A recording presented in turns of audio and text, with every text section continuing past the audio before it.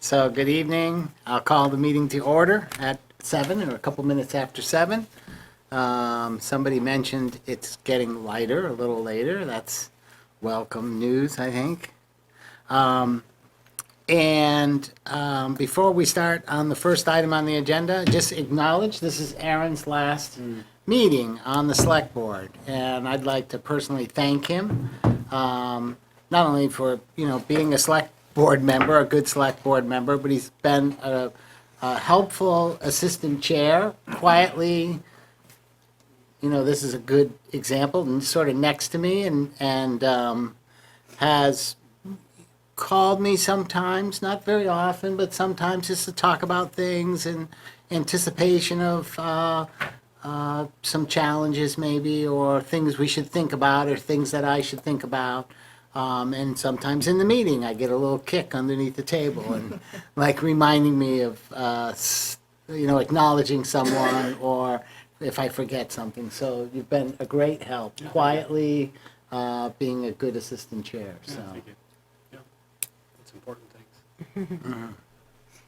things. So first item is additions, deletions to the agenda. Nothing. And opportunity for public comment for anything that's not on the agenda? No? We did have some snacks today as our last official select board meeting of the year. Thank you, Renee. And then, so the first item on the agenda is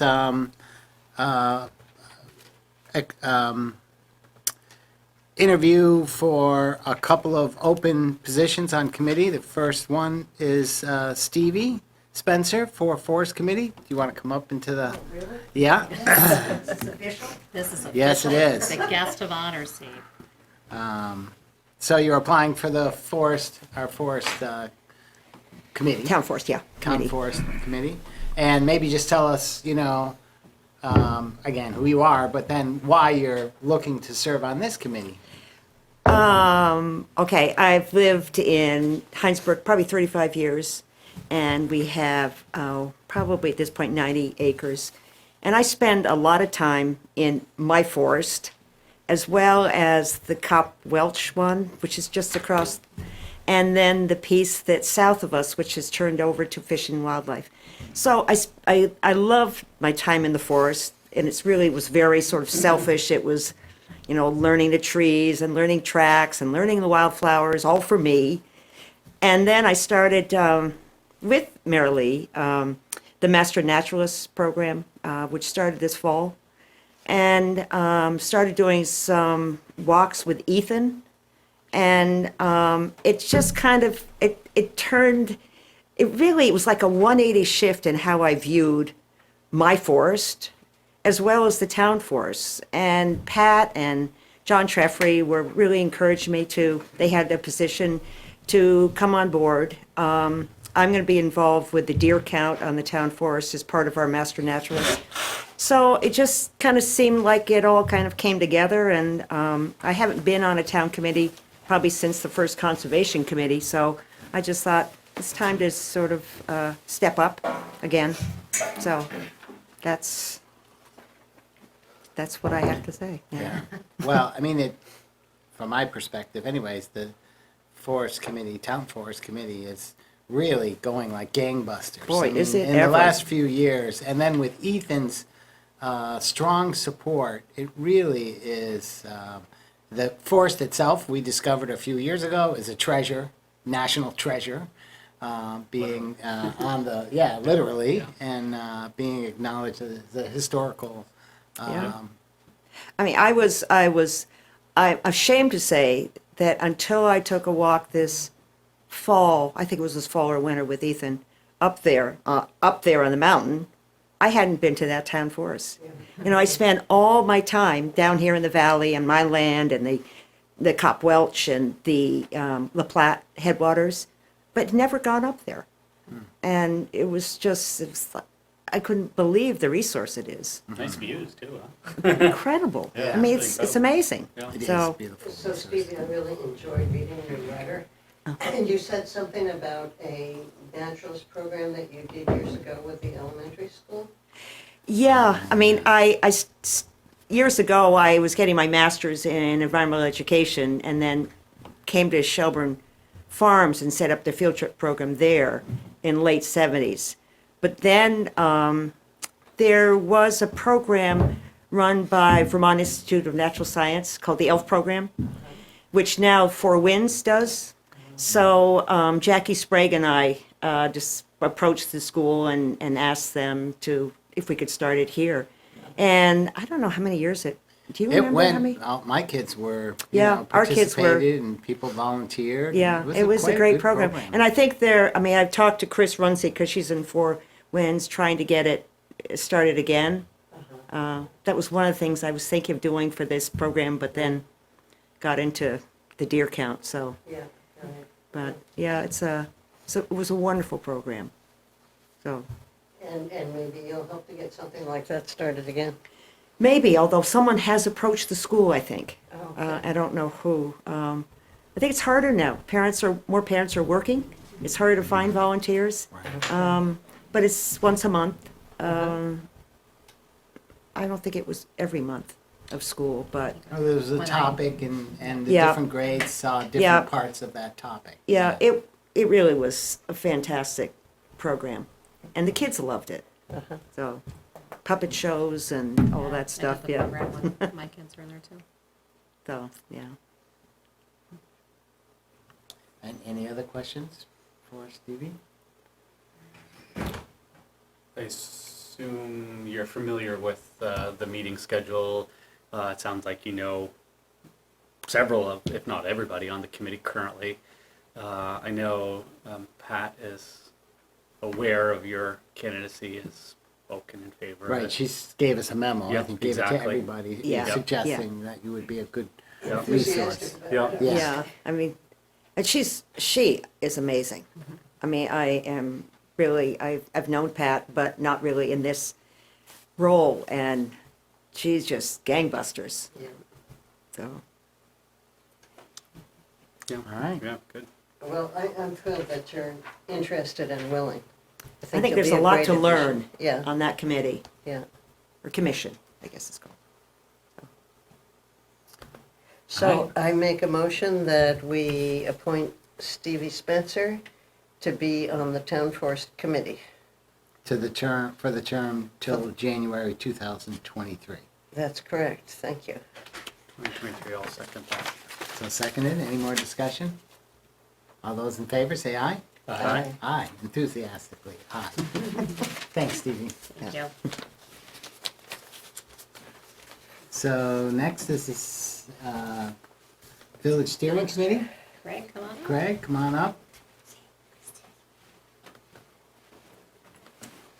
Hey there. Thanks for your consideration in taking this volunteer position. So the Village Steering Committee's been around for a while. Right now, it's sort of at I think a lull, because there's not been quite enough members. I think there's 3 active members. Yeah. And so I think you'd be the 4th. And so it's done some good work over time. And maybe you could tell us, a little bit about yourself, and then really what makes you want to put your hat into this group of volunteers. Well, I've, at different times since I've lived in Hinesburg, been very active in local government, was also very active on the Hinesburg Land Trust during the biggest project we ever did for the V.S.A. La Platte Headwaters project. And I was the person responsible essentially for all local fundraising and all local public relations, as well as driving the land deals with the few parcels that we sold off. And it was an incredible learning experience for me about really not only how local government works, but how the Planning Commission and other volunteer committees like the Village Steering Committee work together to develop plans, to make recommendations, and really to essentially support the entire Hinesburg ecosystem. I come at this as a lifelong environmentalist, lifelong political activist, and communication scholar. My master's degree is in organizational and political communication.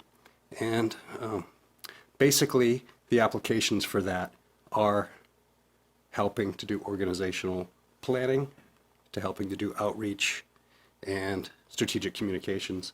And it seems to me that the Village Steering Committee could really use that kind of strategic level, if not thinking, at least action. It seems to, as you mentioned, Phil, the steering committee has been a little less active the last few years than it was maybe a decade ago. Seems to me the town plan, even though it's just been rewritten, still needs attention, still is going to be evolving. And I think the Village Steering Committee will play a bigger and bigger part of that as we see more pressure on the village for development, as we see more businesses move in. And frankly, the reason, the Trump reason why I decided to apply for this committee is because I started my own business in the village a little over a year ago. And it seems to me that the town could be more welcoming to new business, and that the steering committee could play a big role in that. Well, my next question was going to be, what do you see, one or two things that the steering committee could, be actively doing, obviously getting involved in future, plans, but like right now, what's something that, that you sort of look at the town, the village, and sort of say, oh, that's something that needs some attention. As you mentioned, maybe do a better job of welcoming businesses. Well, that's the first thing that I thought Yeah. is that I've talked to other folks who have opened businesses in Hinesburg, and the general sense is that there's no support network for those businesses, that you're basically on your own to learn policy, procedure, ordinance, and that, frankly, the Hinesburg town government is stretched thin enough as it is to not have to deal with those kinds of inquiries. So to me, having a visible steering committee would potentially help alleviate that by having people who are thinking about, how do you welcome a business to town? What are the basic things that folks should know? And could we have other business people sort of act as that support network? I'm aware of HBPA's existence in town and aware of their focus on fundraising, and the HCRC. I think that there's potentially more they could do with the Village Steering Committee. I've also got a small business myself that's called discoverhinesburg.com that's just coming online now. That'll be a local business networking association and advertising directory.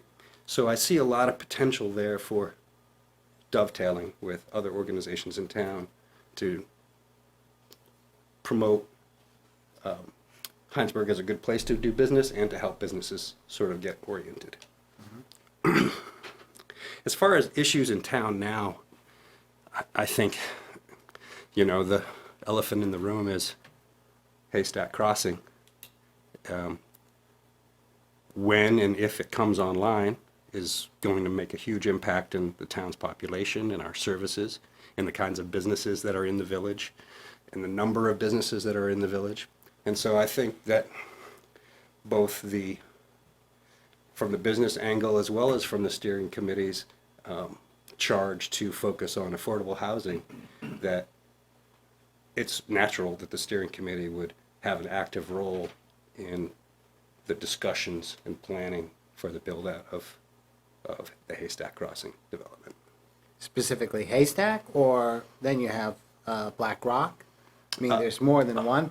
NRG is another development. Well, Haystack is Black Rock, Yeah. right? Yeah. So But you're thinking of the village, yeah, the what's it called? Hinesburg phase Center. two. Yeah. Yes. That too. I wouldn't say that was as high in my list as Haystack Crossing.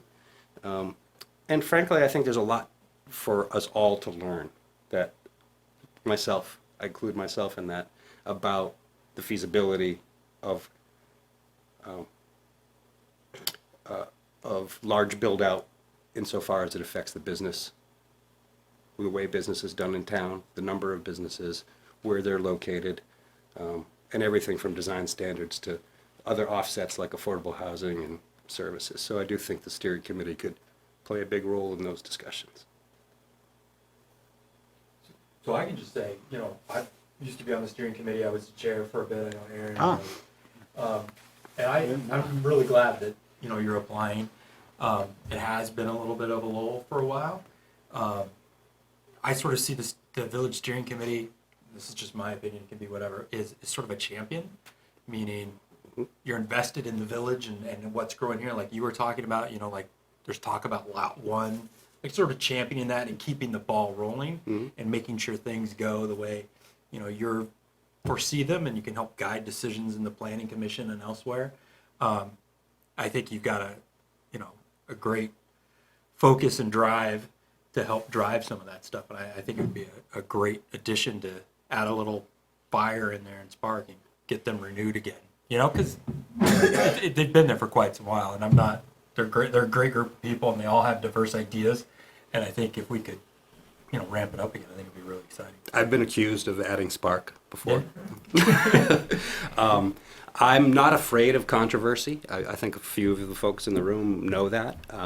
I embrace discourse. I am a huge advocate of transparency. And so to me, having commissions and committees that fulfill their missions, but that are also visible and active in the community are critical. I think we have a lot of committee members in town who fly under the radar, and some committees in general that sort of fly under the radar, and that I'm not so sure is the best thing for transparency or democracy. So I think that's more the white elephant in the room, not haystack, but rather what, and correct me if I'm wrong, but it sounds like, and from what I've seen you post online and what I've read, that you've written more of a contempt for some elected officials, some town staff, and some individuals in town. And that's where I have concerns as to whether or not I want somebody with these views, or at least the way they're expressed, representing the town. So, you know, criticism is not contempt. And Except for when it's pushed and labeled on somebody in a way that is not fair or just downright inaccurate. so I mean, personally, I can't think of a single instance where I've been unfair to anyone in town government or in town. Yeah. To me, if you're in town government, you're a public figure and you're fair game. And I wish Tom was here, because Tom is the biggest advocate of me volunteering for committees in town, and he's probably the person with which I have the biggest political differences of anyone that I know personally. But Tom has frequently said, stop complaining so much, get involved, volunteer. So that's what I'm here to do. And I will always be an honest and transparent player. However, as a person who studied politics and whose master's degree is in political communication, I also realize that participating in the process tends to make you a less vocal critic of the process. True that. Yeah, that would be true. But I also have questions. We had, you may be aware, we had some questions about committee members and conflict of interest. And you talk about transparency, but being that you have a business and you want to promote business, that just speaks conflict of interest to me. If you're on the village steering committee and you're promoting businesses in Hinesburg and you are one of those businesses, it just sounds like conflict of interest. Oh, that's unexpected, to be sure. I don't know how you avoid conflict of interest in a town this size. You know, frankly, there are people running for the select board now who should never be on the select board because of conflict of interest. So that's, you know, to me, a village steering committee should be peopled by people who live and do business in the village. And I do business in the village. So to me, that makes me or anybody like me the best candidate to advocate for doing business in the village. Now, that said, it doesn't make me a one-sided advocate for business. And I think that's what Aaron's getting at. I'm not. I've been an outspoken critic of some decisions in town, some plans in town.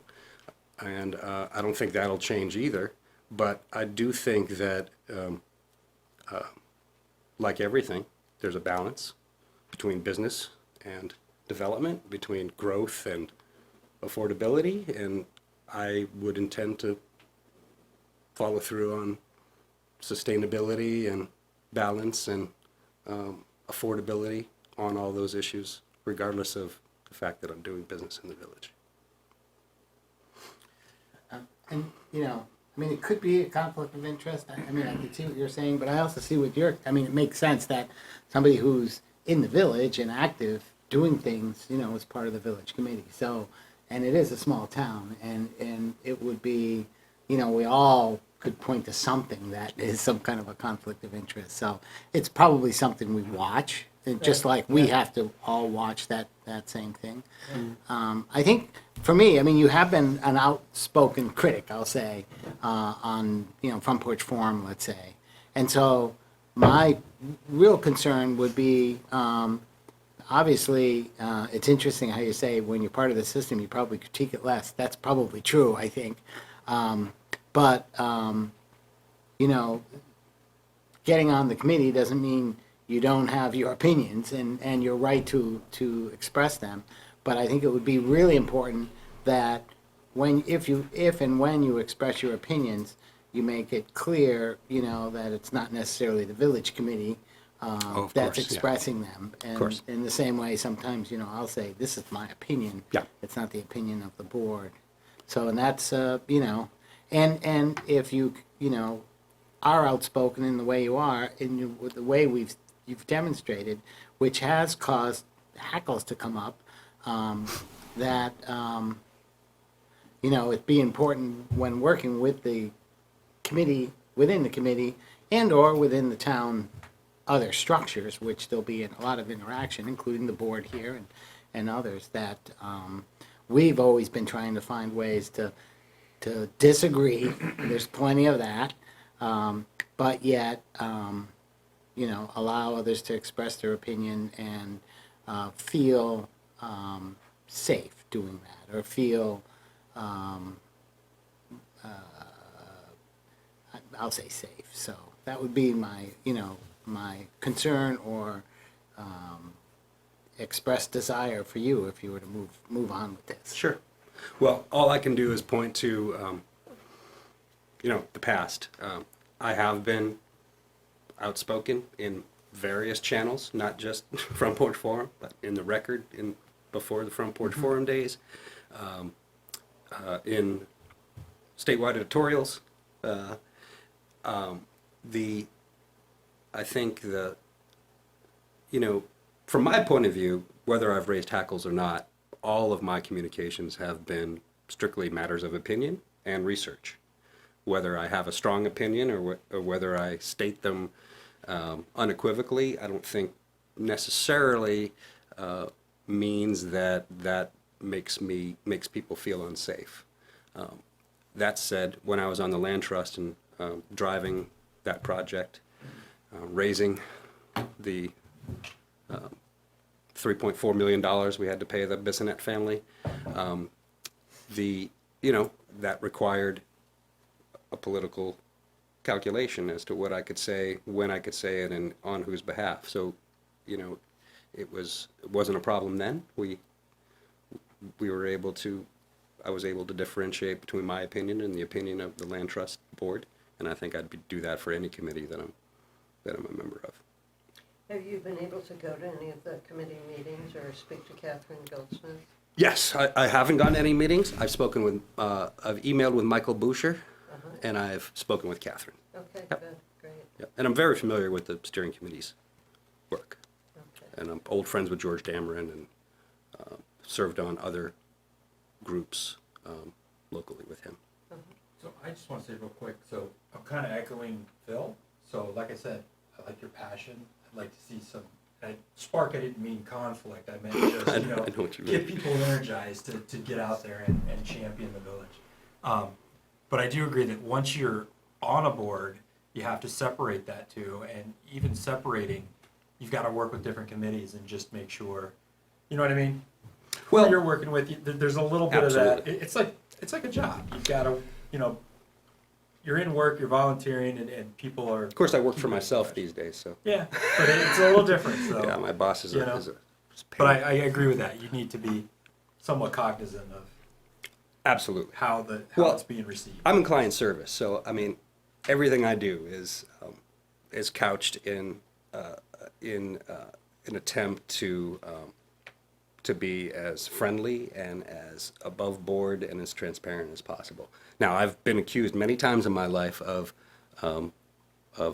maybe playing too much the umpire and less the team member, but that's I don't see that as a problem on sort of committee work. I've never been accused of that in committees. It's more of my professional demeanor or my political demeanor, for that matter.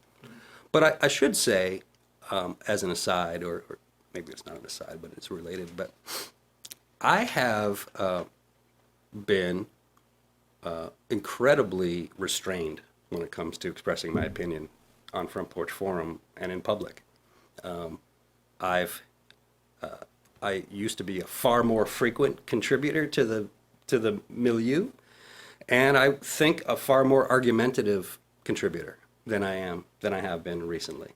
I think issues that we had this past summer are still not dealt with and still are issues, and I still have strong opinions about them. I still have strong opinions about the police department, about the fire department, about town governance. All of that is going to remain the same. I will still continue to have strong opinions, and I will still continue to advocate for more transparent governance, smaller, more efficient police and fire departments. Now, that said, and everyone in this room knows that I have been opposed to some developments. I've been opposed to the BlackRock development. I'm on record as such.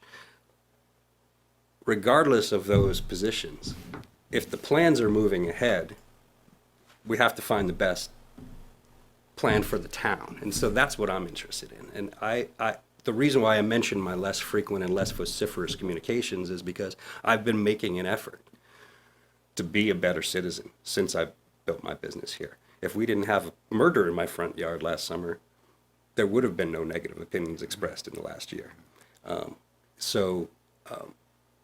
You know, the PTSD that me and my family went through probably just alleviated itself in January. So we had a tough year. But I make no apologies for any of that, except to say that I wish that that I had been emotionally capable at the time of having a conversation about our shared property so that it didn't become a personal or intercommunicational issue. When did the thought occur to you to apply for this position? About a month ago, when I first started seeing the posts about committees needing personnel, and I reached out to Renee, and I actually thought about the EDC first, partly because of my interest in promoting Hinesburg, and partly because of opening a business. Then I realized I'm a good candidate for the revolving loan fund, so I recused myself from that. I thought about joining the Planning Commission, and Renee informed me that another interview had been appointed last week, and so I thought, well, steering committee would be I wanted to volunteer, I wanted to give my time, and steering committee seemed like a natural fit for me because I'm involved in the village these days.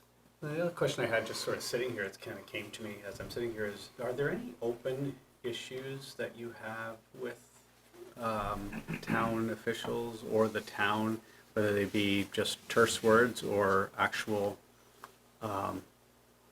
lawsuits of any sort? I don't No. know. Is there anything open? Is everything resolved for you? And where I'm going with this, of course, is there any baggage, of course, which you've spoken to, but is there any that needs to be dealt with? And or is there anything that we're gonna need to deal with if you're sitting on the committee. Well, I don't think anything about the village steering committee could impact anything else that I'm doing in my life since I don't live in the village. And if there was one issue in my mind that's alive, it's the fact that we still share a piece of property.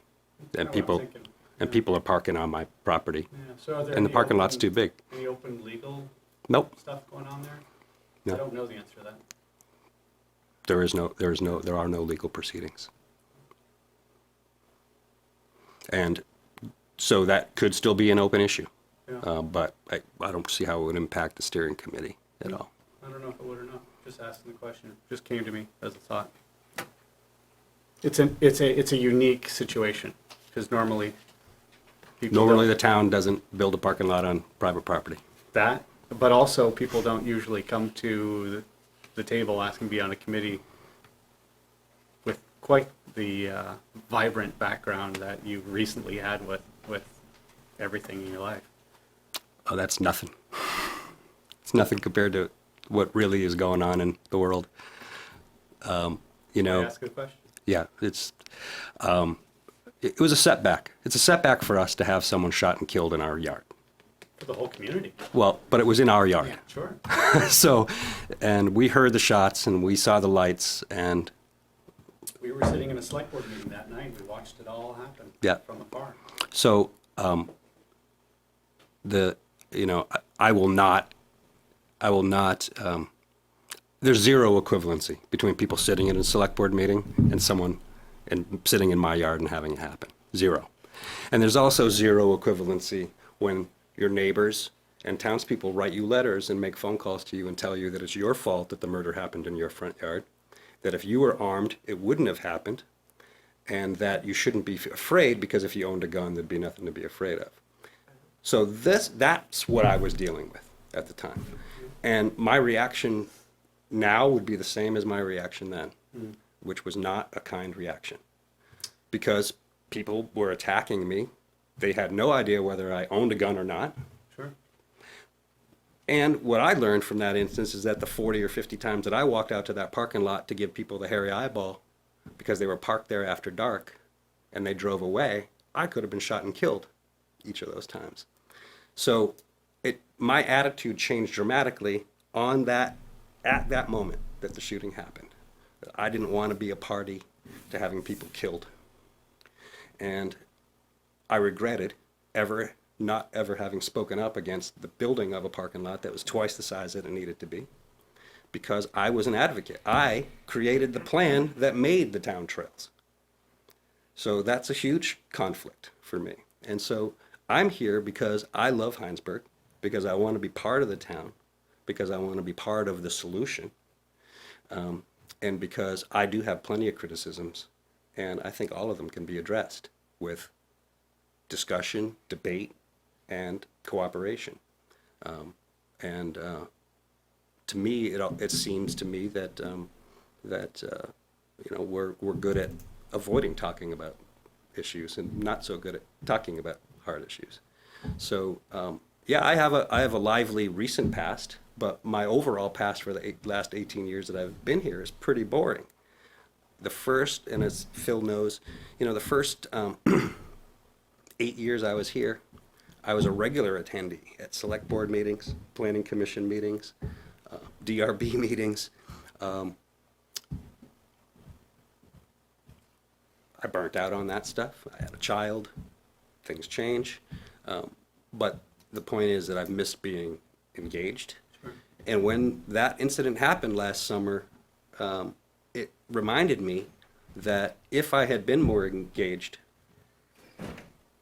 when the process was in effect, that might not have happened.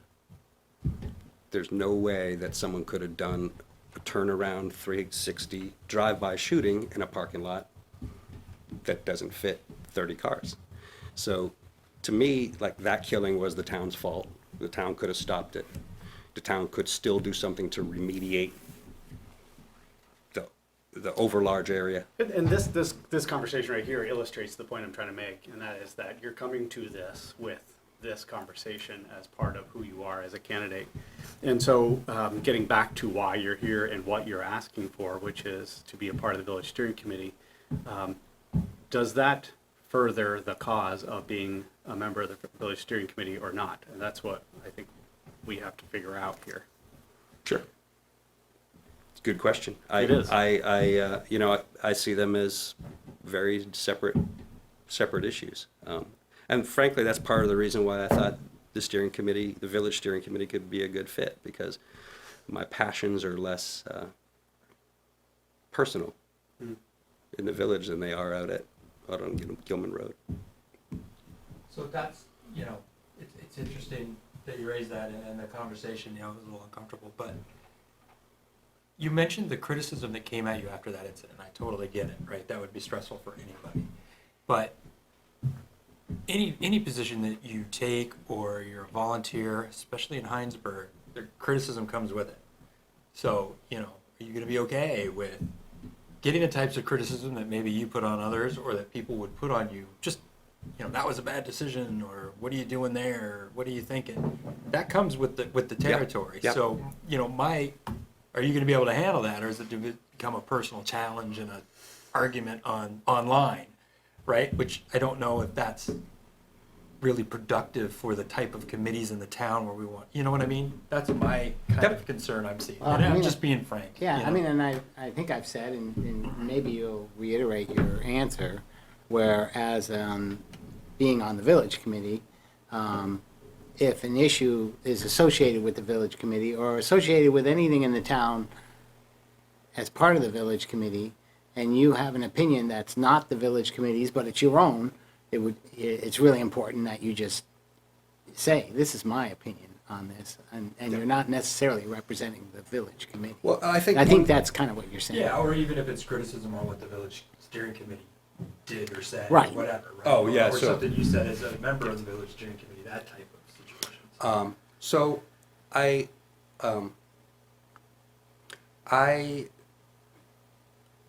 think I'd go one step farther, and that is my attitude toward being a member of any committee, commission, board, or whatever is that you don't comment in public about what the board does. So I automatically think, frankly, I think that my being a member of the village steering committee basically takes off the table my ability to overly criticize things that are happening in the village. That doesn't mean I don't have an opinion on it, but for instance, I don't think that you would see harsh criticisms of the Black Rock build-out from me if I was on the steering committee. Rather, you'd see the purview. The purview of the village steering committee is to work to strike the balance between business and residential, to make it a walkable, safe village, to make sure services are adequate. That would be what I would be focused on, is my purview, working within the purview of the mission of the board, of the committee.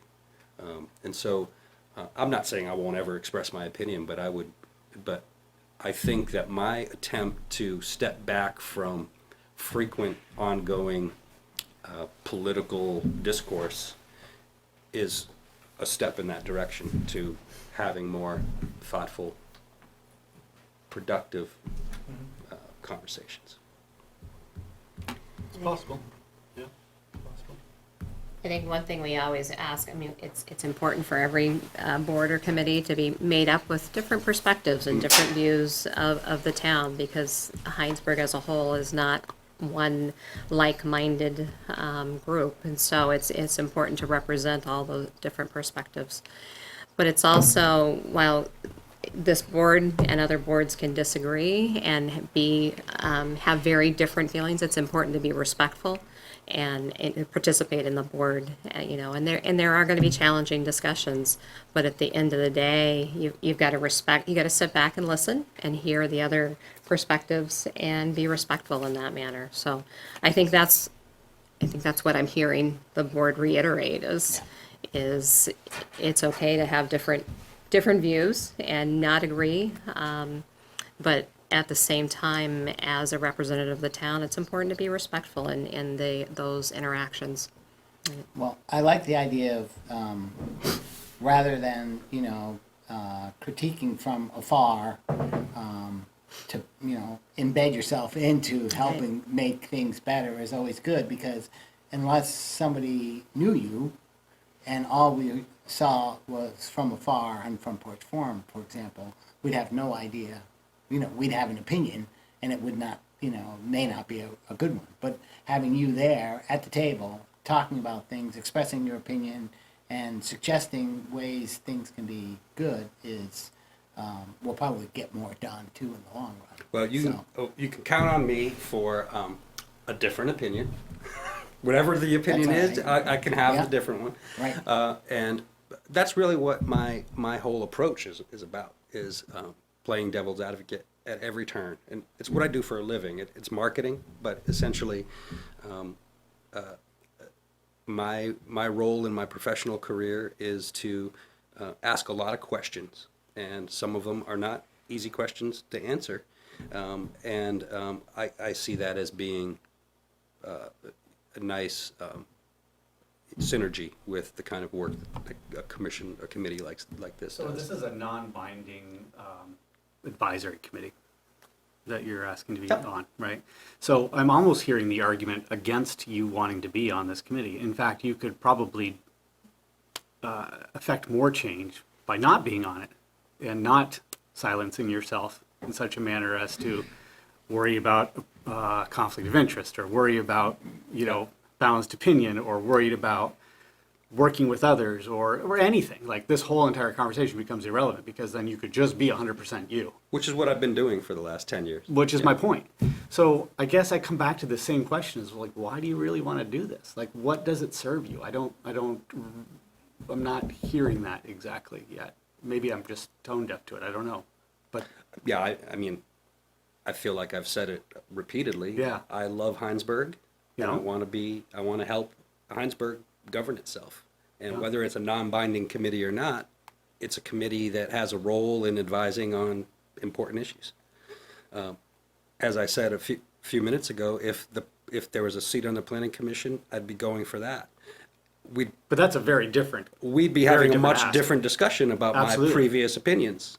I don't think that necessarily disqualifies me from being on the planning commission, because you got anti-development and pro-development people. But in that's there. my point. It's like, on the planning commission, like, there is a place that you could really make a change, because Absolutely. your voice, your vote counts. Sure. Like, they Well, literally are counting it. And I applied for the planning commission about Yeah. a dozen years ago. Yeah. I was rejected because I had strong political opinions at Yeah. the time, and because I was active in the progressive and green parties. Yeah. So, I mean, I founded the Vermont Green Party. I'm a well-known Naderite, and that certainly put me at a disadvantage politically when I first came to town. Yeah. But it's also, made me introspective as far as political differences are concerned, and it's also, the last decade or so, no secret, we're all getting older. It hasn't, frankly, the political confrontation and dissonance is not attractive to me anymore. I can do it. I did it this summer. I was in a defensive posture. It's not fun for me. What is more fun for me is showing up at my office at 9 o'clock in the morning, talking to the other people in the building, EFG and Chuck Reese, going to the coffee shop and running into people I know. Yeah. And that's what made me realize that I wanted to have a local focus. Now, Village Steering Committee is the one committee that seemed to me has languished, needed some invigoration. I've got vigor to give it. But that said, do I think that there might be better roles for me in the future? Yeah, I do. I absolutely do. would I agree. think that, but I also know from all of your experiences, particularly watching Phil for the last 15 years, and that is, you start somewhere. You start on a committee, and you work. He was just a volunteer. simple guy picking up trash in the spring. Just a simple guy. but I mean, I do remember, when Phil was just another guy in the audience at the planning commission meetings and then at some select board meetings, and then, you know, a few years later you ran, and then you were, you know, so that's what I see. I see myself on a, you know, I'm not young anymore. I'm 50 now. I see myself on a path of fulfilling the kinds of things that I wanted to do when I studied politics, which is be involved for the right reasons. Yeah. And frankly, it's not politics that are important. It's the process that's important. And the more we're sort of stymied at every level and political discourse in our society, the more I see that we need local action. And to me, you know, steering committee, maybe it can be stronger than it's ever been before with somebody like me on it. I mean, there's a lot of opportunity there, and, you know, I mean, that, if you look at our town plan, we've got a couple of key things, and one is a town center, a village. Yeah. And the things you're talking about, going out and having a cup of coffee with local people, there's a lot of value there and quality of life. Yeah, and wishing I had a good, you know, it's walking up here and back isn't bad, but we can make some nicer walks in town. Yeah, you know, all those things I'm thinking of for sure. So I'm looking at the time. You know, if you want to make a motion, or I'm happy to make a motion. I'll make a motion to appoint Craig Chevrier to the Village Steering Committee for a 3-year term expiring on January 1st, 2023. Okay, I'll second that. Any more discussion?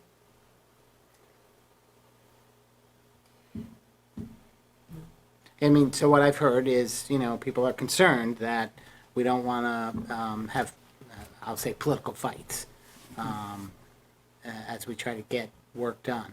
But, you know, having different views is good, and it helps us all steer in the right direction. And I hear you saying, hey, I've expressed my opinion a lot, and now, hey, maybe I'll come in and express my opinion while we try to work together and figure things out. And the fact you've been here in this town for a long time, we encourage people to get involved, and, you know, now you're choosing to get back involved, and I appreciate that. I'm sensitive to Aaron's point about, you know, could maybe do more outside of this village steering committee. But as I've said, I've been down that path.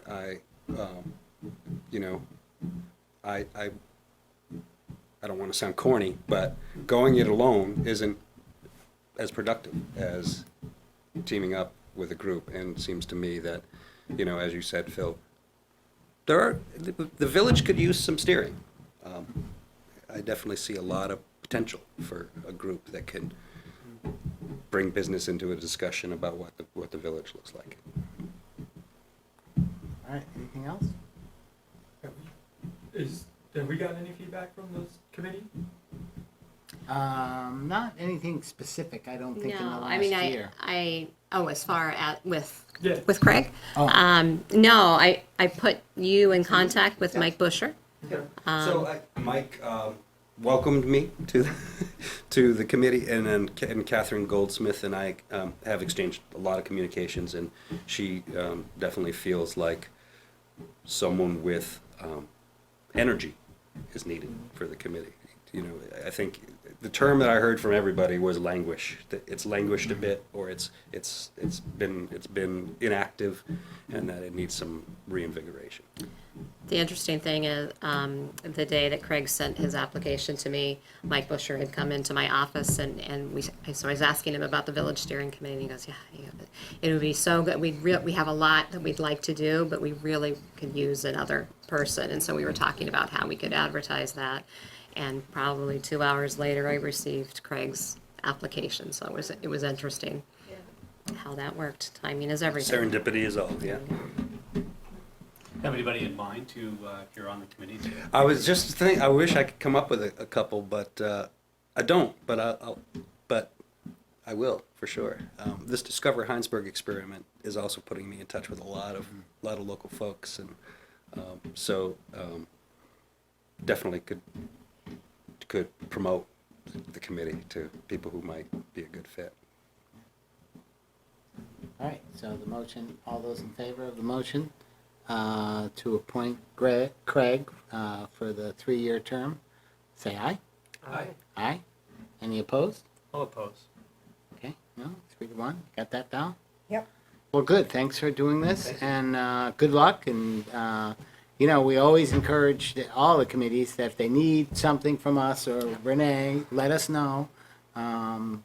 We get so much work done in town from volunteer committees, and whether it's the business of the town, the DRB, or making quality of life, it's important. And without it, the services that the town provides would seem a lot smaller. And I do think that it's great that you're willing, and I do think that diversity of opinion is very invigorating and can really get things going. But I also think because we've had these issues about conflict of interest, and you say they might even still be ongoing, it might be a good idea just to be transparent about that and bring everything to the table when Oh, you sure. first meet with, Oh, yeah, with your group. sure, yeah, no problem about that. And Yeah, you probably would have done that had I not said anything. I'm a pretty, as I say, transparent guy. So even though, no one's ever accused me of withholding. So I think that, I think I'll be a good fit. And I also think that I'm not shy. And so, you'll probably hear more from the steering committee than you have in quite some time. Okay. And I'll say too, even though I opposed, I really do wish you well. I really want to see this committee see its potential. It has so much potential. Sure. Especially as somebody who sat on it at one point. And it really is a lot of fun for this particular committee.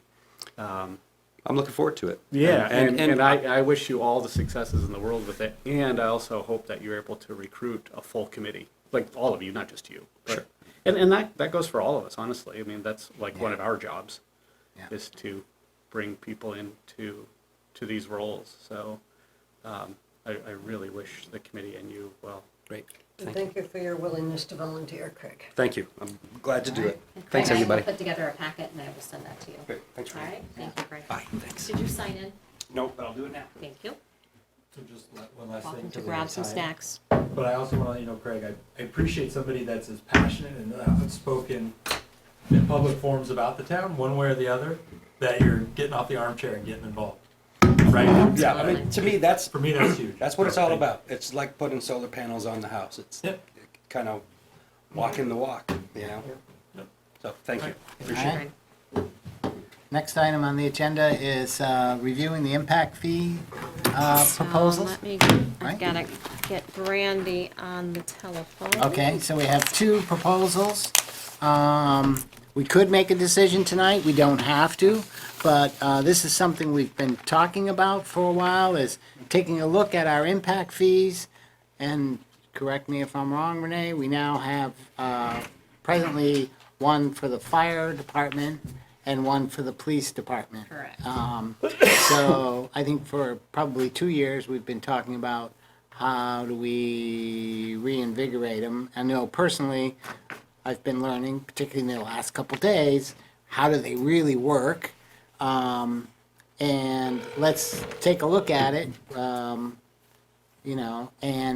talk about, do we make changes? And what changes should they be? So we've got 2 proposals from 2 companies on helping us do that. We are in the meeting. I'm going to put you on speakerphone.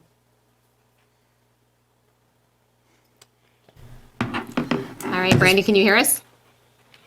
I can hear you, yes. Hi, Brandy, this is Phil. You can be watching us on TV, although it's got a... I tried that. It was not working. I was trying to see where you were in the agenda, and I couldn't get it to load. Oh, no. Oh, okay, because even last week, I called in from outside of town, I think I was, and I watched it on TV, and it came in pretty good. So you've got the website Yeah. there? Yeah, no, it hasn't. I don't think it's streamed up and uploaded yet, or something. There seems to be a technical challenge. Okay. I guess the streaming is not working tonight. Okay, so we just got confirmed the streaming is not working. So, Yeah. So just so you know, we have four board members here, myself, Phil, Aaron, Marilee, and Jeff. And we have Jonathan Slayson. Jonathan. Yeah, Jonathan here from, RSG. say it again? RSG. RSG, okay. And I think maybe we'll ask Jonathan to just give us a quick overview of the proposal and the company, just to, like an introduction, if that would be helpful. Sure. We have some material in our packet. I think one from Place Sense and one from RSG. I think he gave us two. He gave us like a little description of impact fees and then the proposal itself. That's right. Yeah. And then Renee gave us in our packet a little 5-page narrative on how impact fees work. Right. So do we want to start with more of a general overview? I would say that Sure. the attempt here, and I think in the spirit of transparency and for Brandy's benefit as well on the phone, is that, so my name is Jonathan Slayson. We had a chat, I don't know how many months ago, where we kind of had a more less formal discussion about impact fees. It was just verbal and kind of a quick overview. And so I am on the town DRB, so exposing any conflict of interest here, and RSG as a firm has been engaged by some of the developers. Right now, the BlackRock development doing the traffic study. I'm not involved in that, and I've recused myself from that DRB process. And it doesn't influence this particular proposal at all. We've been working in a number of communities where we have a public side and a private side of the company. So that's some of the local experience here. I think as far as conflict of interest, I appreciate you bringing that up. Yeah. And obviously, if something comes up, you could recuse yourself at the DRB. Renee and I had a brief conversation, the fact that the DRB doesn't really interact with impact fees. I mean, people come and go out of the DRB, and whatever impact fees the town has, the DRB doesn't have much say into whether they get applied or not. So I think there's, little opportunity for conflict of interest there. It's probably more my the perception from the developer, Yeah. and we've dealt with that anyway. So Brandy, I bet you have access to that to the online overview, and really what we have is this presentation that we're looking at on the screen, and just I forget how many slides it is, and I'll attempt to be efficient with time here, and that we have a legal statute in Vermont under the section of Vermont State Statute, Title 24, and then Chapter 131, and then Section 5201, and it goes on later than that, where an impact fee is the measure of collecting a fee to cover a cost of capital infrastructure. And the idea is that capital infrastructure is required to benefit the new users of the capital infrastructure, as that it would be a result of new infrastructure and new land use development. And so that the idea that the capital outlay would benefit the users of that new development. So there's general requirements per that statute, a plan that articulates the need, then specific standards or a level of service. Then there requires to be a capital budget or a capital infrastructure program, such as the case of Hinesburg that we have, and then some specificity as to the locations, the types of projects, and a cost estimate. And then that comprises a funding source, because sometimes there's various funding sources that mix to fund some of these things, and then a funding formula. And the funding formula then has some other pieces that we'll get to in the very end.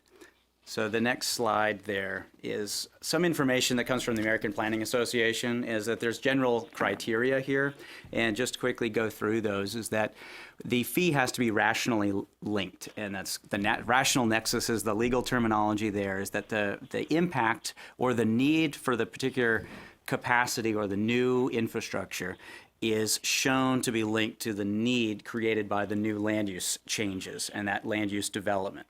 And then therefore there's a need side. Then there's a dual rational nexus, shows that they will also benefit from that development. So therefore you have somewhat geographic. So maybe as we talk about this, we could give examples. So, Sure. like a development that could be 4 or 5 stories tall might require the town to buy a new fire truck that can reach that. And so there's a link there. And in fact, the people who live in that building would benefit from that. So that's potentially something that would qualify. Yes, that's an explicit. And it's capital. Very rarely do you have that exact of an example, but that's a very worthwhile example, and we're going to have that situation most likely.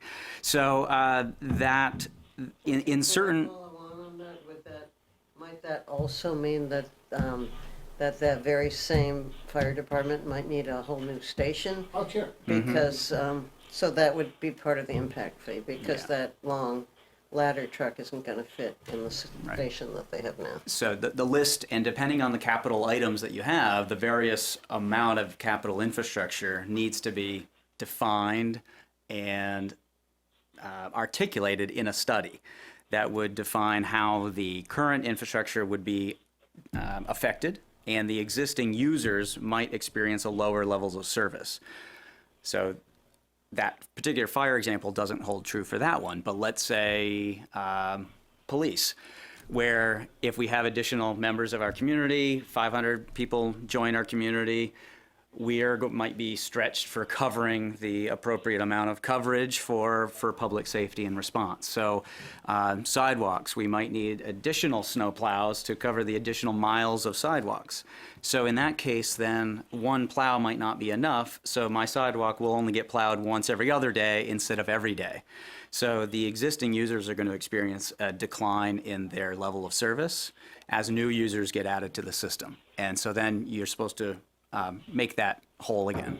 And if I could follow on that example, if we did need to get a new sidewalk snowplow, after 10 years it falls apart, we can't use the impact fees to then That's right.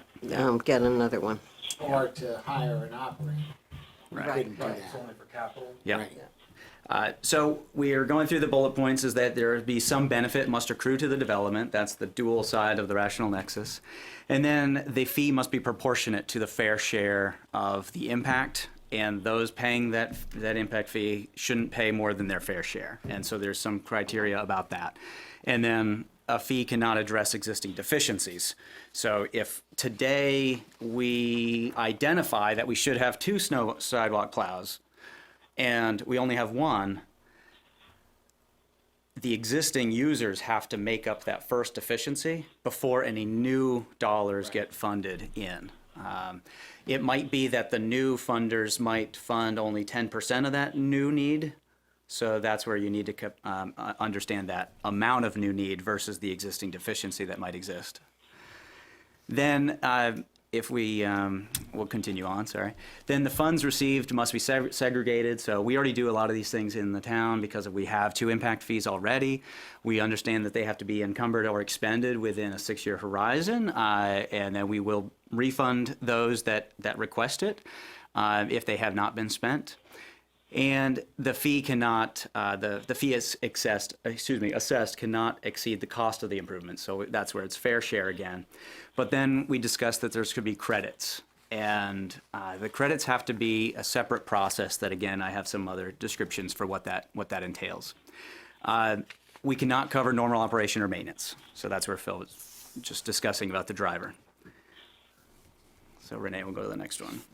And then there's also an additional slide is that the rights of the developers and the landowner. So the people paying the fee, they have a right to know what they're paying for. So there needs to be an articulated plan to say, this is what the money is going to cost you, this is where it's going to go, and that every developer is treated equally. There's a unit that's common between all land use, so that not one land user is one unit is not disparate than another unit. And so Potentially per unit of housing or something. per square foot of a Yeah. commercial. And Okay. so it wouldn't be assessing, the idea is that you would not have that bias. And so you attempt to reconcile that when you're choosing what unit of payment. And then the developers have the right to know that where their specific impact fees would have been allocated if they ask. So that's an accounting process. So this slide here is really important, and that I think we covered last time we met in person, but alternatives to impact fees is that we don't charge any impact fees. And we accept lower levels of service. So that's what I just described on some of our infrastructure. We attempt through the DRB process to reconcile where impacts are on our community through a project level improvement or a project level assessment.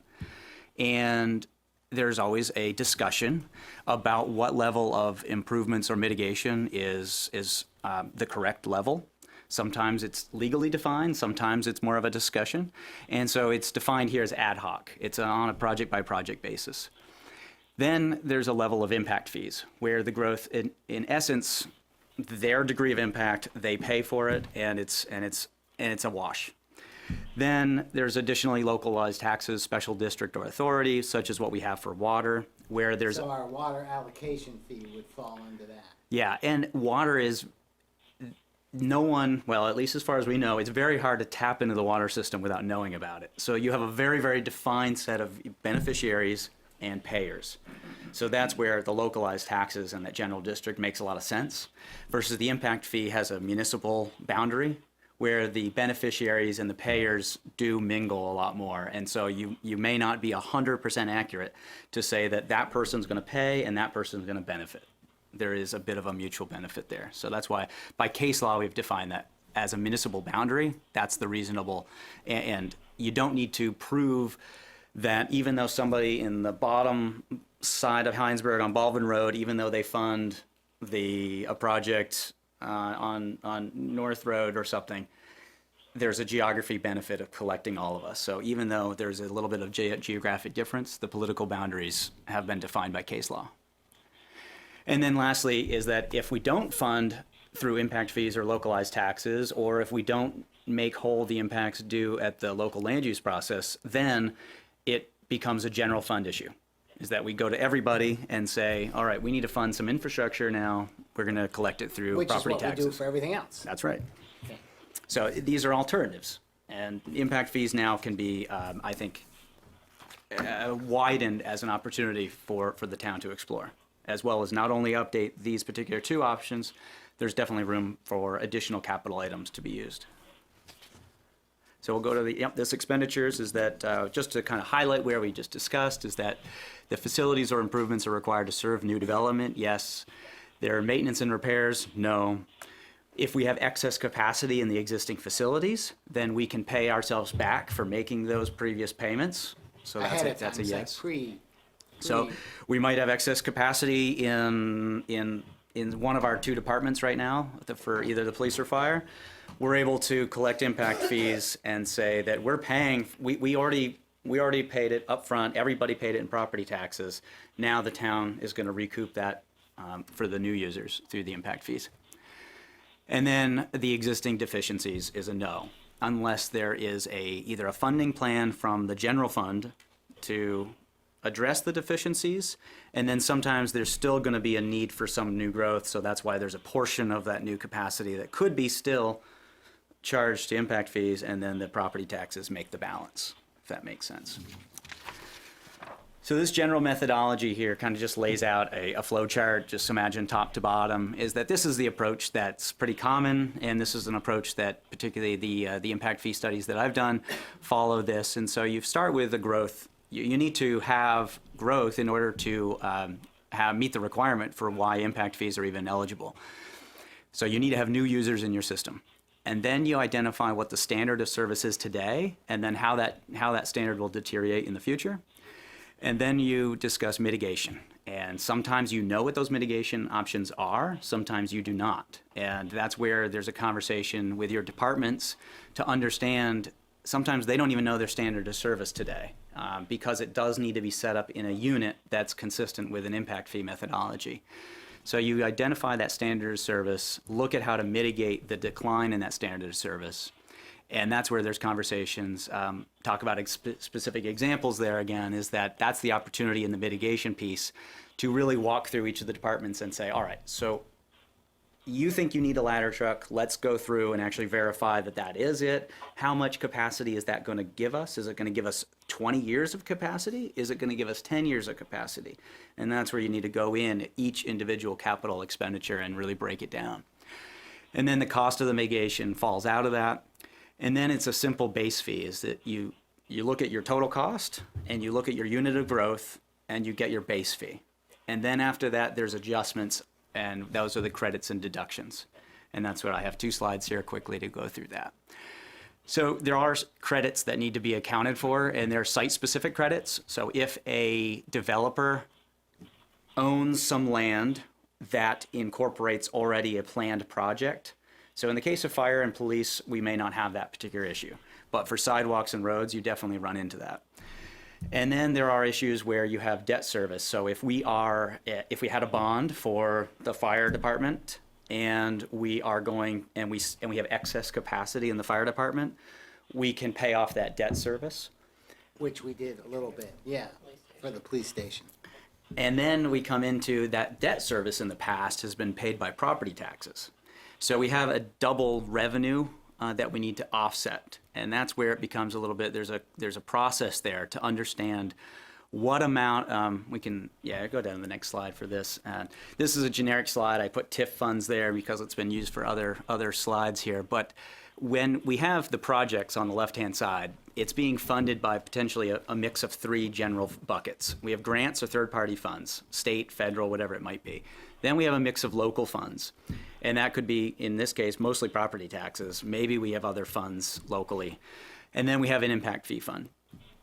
Now, we have situations where impact fees are not eligible for 100% of that new capacity. We have a deficiency. Or we say that property taxes should pay for some of it because some existing users are going to benefit. So we have a new land use that will come into town, and they're going to be paying property taxes as well as paying for an impact fee. And so that yellow piece that's kind of aligned with the impact fees, the non-local users, this is a very transportation-oriented slide, but basically is that where property taxes are also used to fund impact fee projects, you need to credit that portion of the property tax that those users are paying off their impact fee dollar. So there's a process there for that. So those are the general types of credits. Other issues that come up are whether you want to waive certain land uses being exempt from impact fees. So certain land uses such as laundromats, daycare facilities, we often These might be things we encourage in our town plan. recognize as community And facilities. then as we write these impact rules, we might say, a daycare center won't have to do it because it's a, It's a community we good, value community it, resource, right. right? And we're willing to then basically, the general fund will make up that portion of impact fees that they were going to be paying. So there's a process there to identify what are the total amount of land uses that might happen, how many land uses might be exempt, and then you calculate how much revenue might be expected, and then how much might the general fund be obligated to contribute to those same capital items. So that's kind of a general high level, and obviously I don't know, Brandy's on the phone here. I don't know whether she has any other general high level, and then we obviously have our 2 different proposals here. So, Brandy, can you hear me? Yes, I can. Oh, okay, I'm glad. So you heard the presentation. Is there anything that you'd like to add to it, what Jonathan had to say? I am a bit confused and kind of uncomfortable with what is happening here. I was asked to put in a cost estimate only, and so I'm a bit confused as to why RSG has a full proposal and presentation. It doesn't seem like it's an apples-to-apples comparison, and now hearing that this is sort of a continuation of Jonathan's conversation with you, and that he's, on the DRB resident that you've been talking to for some period, it doesn't really seem like this is a kind of above-board process to me. Okay. I think maybe we should either table this for tonight, and I should have more conversations with Renee or whomever to figure out what it is that you are trying to do, or just retract my bid at this point. And So Brandy, I think this is just, decide. Mhm. the board is trying to become familiar with impact fees in general. And so this isn't going to be, this is the first night of the discussion as a whole. John was here earlier last year, just talking about impact fees because we knew that we need to update ours. But this is, we needed other proposals. And so now it's getting the board back informed about the impact fee process. And then we'll dig deeper into the proposals at a future meeting. And I hear what you're saying, and you're right. On the surface, it certainly seems, I'll say, unfair or whatnot. And I may have contributed to some of that because when we started discussing the fact that, hey, we need to dig into these impact fees, and Renee's gone out and got these proposals, which we've just really seen in the last week and had a chance to read them. I continue to encourage Renee, hey, this is an opportunity to educate the board on it.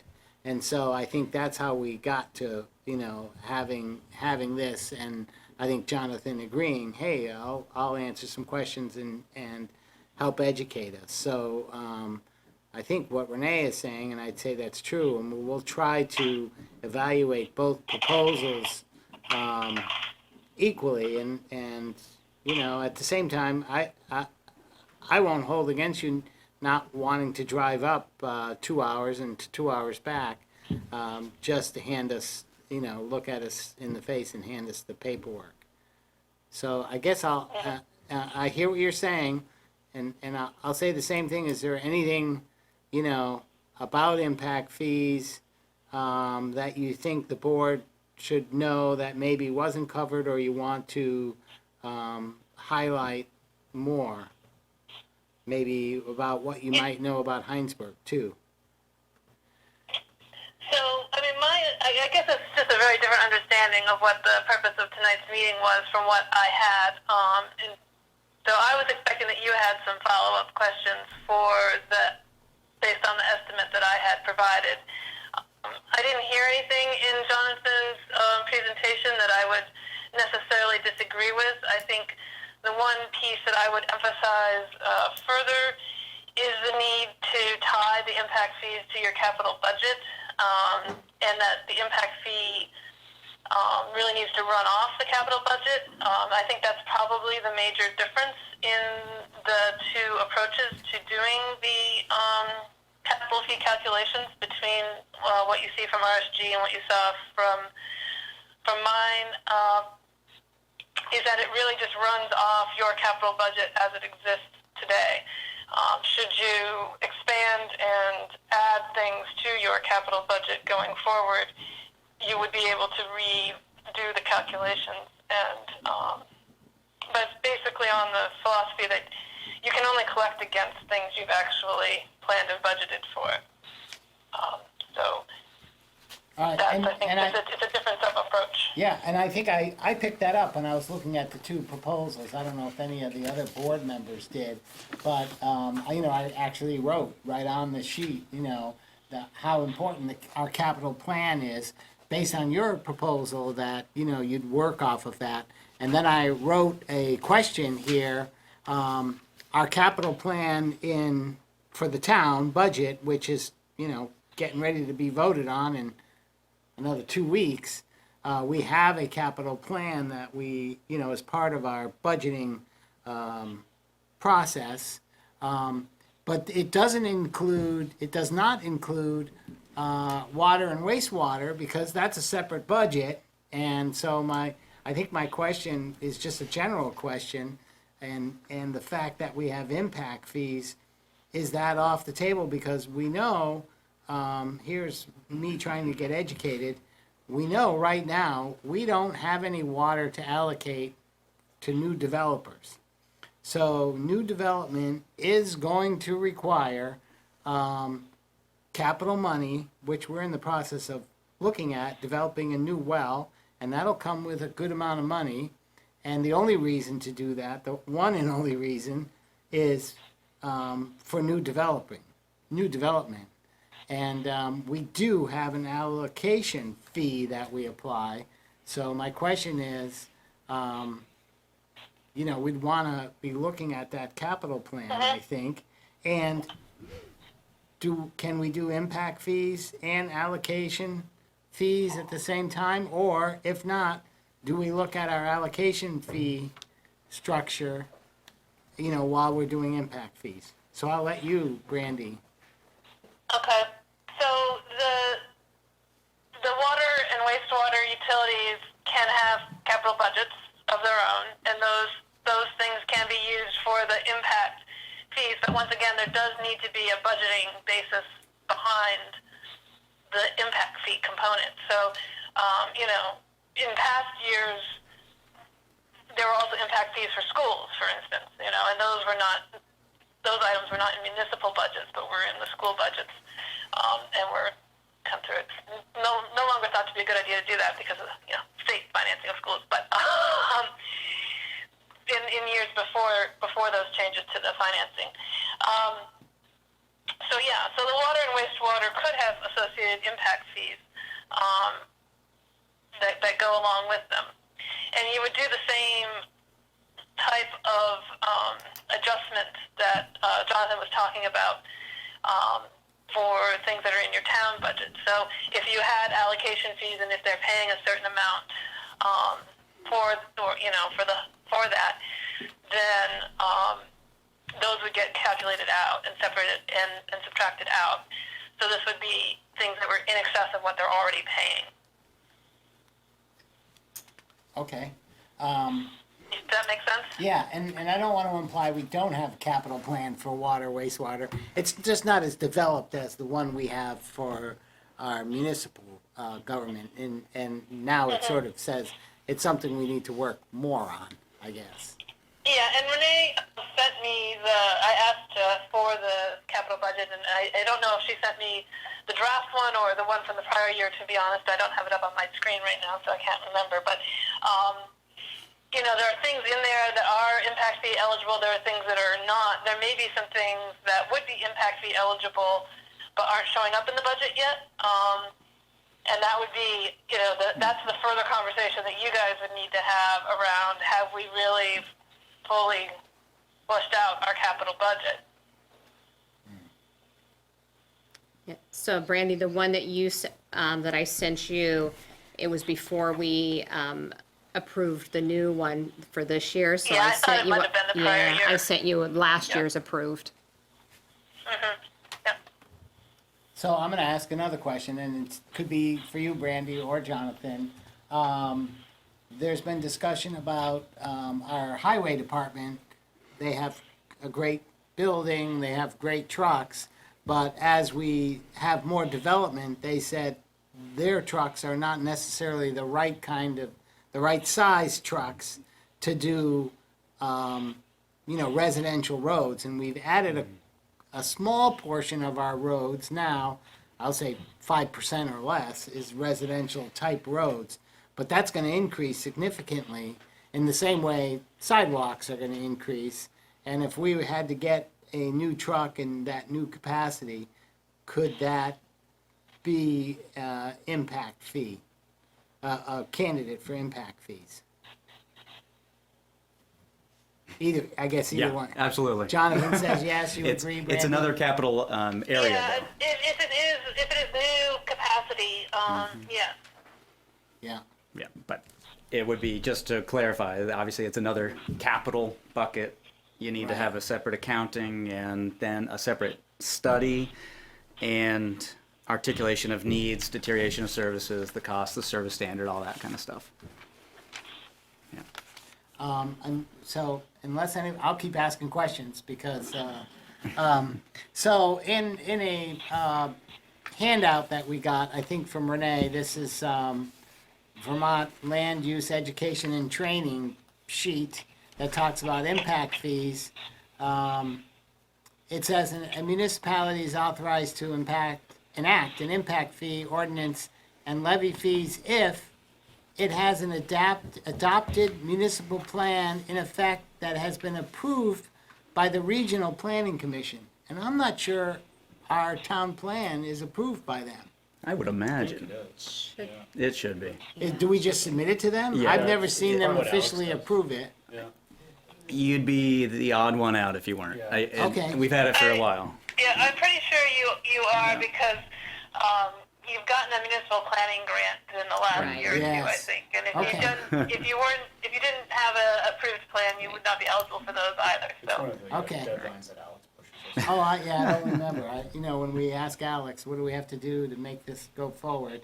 I never hear him, I takes don't care of it. remember him Yeah, he saying, takes oh, we gotta go to the Regional Planning Commission and get it approved. Okay, so you answered that question.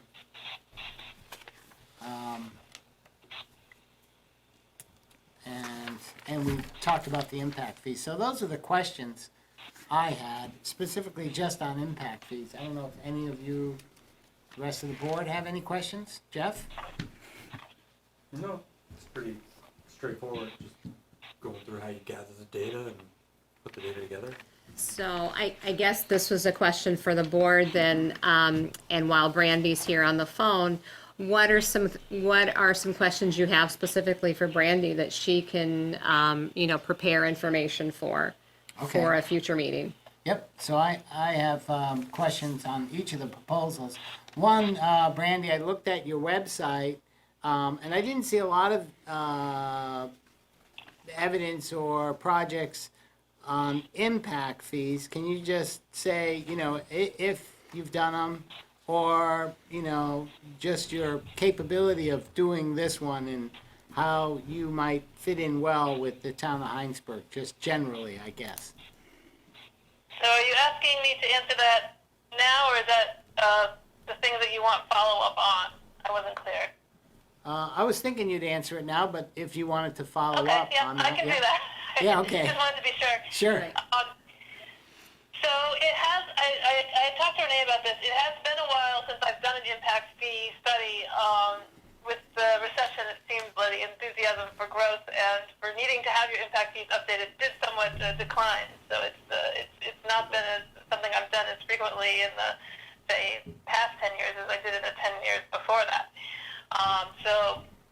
I just redid my website too, and so I let some of the older stuff go, which is one of the reasons why there's the impact fee pieces that I might have done a while ago aren't really showing up there much anymore.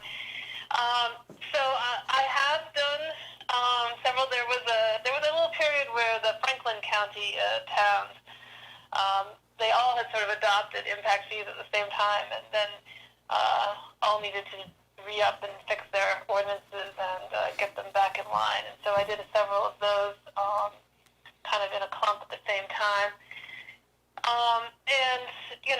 I regularly work on sort of just general planning projects that include components of the capital budget and things like that. I'd say that outside of the Chittenden County, and then it expanded up into Franklin County, but really as a result of Chittenden County, they were adopting impact fees. They're not widely used in Vermont, so they're actually not a common tool. Okay. And then getting back to, I think, what you described and what I think I read through your proposal, that, the base of your work, and it may not be any different than Jonathan, but it was clear in yours, is to look at our capital improvement plan, our plans, and you really work off of that. And so I do read in your proposal that you would help us with that. I mean, I think our municipal one's pretty good, but it would be good to have somebody looking at it and asking questions over our shoulder to make sure we've got everything in there. And in our case, our water and wastewater one, too, might be good to define in that same way. So in your proposal, that first one, would that also include helping us fill in the holes that we may have? So the estimate I it doesn't really include the time to do a lot more development of the capital budget. That's certainly something, if you want a more full-fledged proposal, that's something I can put in there. And the other piece I think I would emphasize is that really what my estimate is creating a spreadsheet system for you, essentially a way for the town to be able to manage the impact fee calculations and tracking going forward. So that's the structure there, so that you would be looking at it more regularly, annually, or you might not change it every year, but you'd be able to see when your fee base was getting off track from your actual capital budgeting. So either you're not collecting enough or you're collecting more than you should be. Since you do have to expend the money within 6 years, it's important to keep track of it. And at this point, you really sort of almost need to be able to track each dollar from beginning to end through the system, and be able to report to someone who shows up and says, "What did you spend my money on? Did you spend it on what you said you were going to?" You need to be able to answer those questions.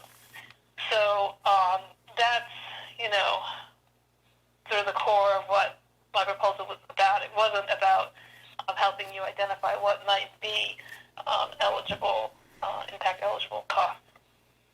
Okay. And Jonathan, on that same, because I see that as really the first step. So, where do you see us there, and how does your proposal address that?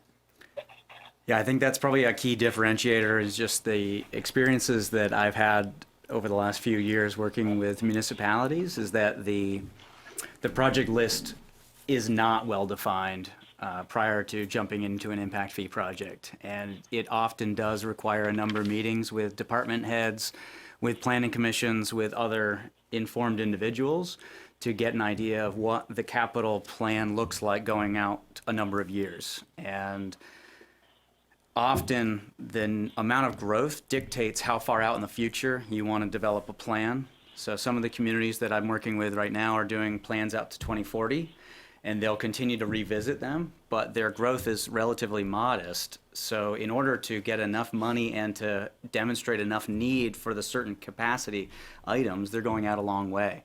And you can then imagine the conversation to say, what do we need for the next 30 years or, for 20 years plus now? So that's where there is definitely amount of time and energy spent. Easily about $7K out of my estimate was going through that process with the town staff, boards, helping develop what the capital items would be. And as I said, it's been my experience that that's required, that's a necessary step in the process. And in some communities, it takes a long time to get there. So in order to provide a more apples-to-apples comparison, is that something you'd like Brandy to Yeah, develop as part of her proposal? Well, I think it's fair, since we haven't met Brandy up until tonight, that, our questions and our discussion, I think, can reveal to you and to Jonathan sort of, where we're at and where we're trying to go. And then that, I'd encourage you, if you want to revise your proposal around what you're learning, if there is anything, then yeah, I would say that would be appropriate for both of you. Are there any other questions from board members? I'm just getting heads shaking, just so you know, Brandy. I think, again, for me anyways, this is new to me. I wasn't involved maybe I was and I don't remember, in the first go-around for impact fees. But we know we're looking at some development coming, we expect, assuming the economy stays strong. I've been saying off to the side that, hey, we're going to be working with impact fees, but we want them to be fair. I think I've described it as impact fees that are fair, so the people in town don't have to pay for, outfitting the town that they've already paid for, even larger for new people, but that new developers, aren't burdened with excess fees that, wouldn't encourage them to come. Our town plan is written around developing our village, and so our present services are being sized that way. So we want to find a happy medium here. Yeah. I know. Yeah. Go ahead, Marilee. So, I do have a question. Brandy, you said that impact fees were not used often in Vermont, and I wondered if you could talk more about that. Is that because, as you had said earlier, there's been a slowdown in growth in Vermont, except not in Chittenden County? So are the impact fees not used in the rest of Vermont, and are they used more in Chittenden County, or are they not used in Chittenden County much either? There was some noise on the line at the very beginning of that, but I think you were asking me about the use of impact fees, where they're used.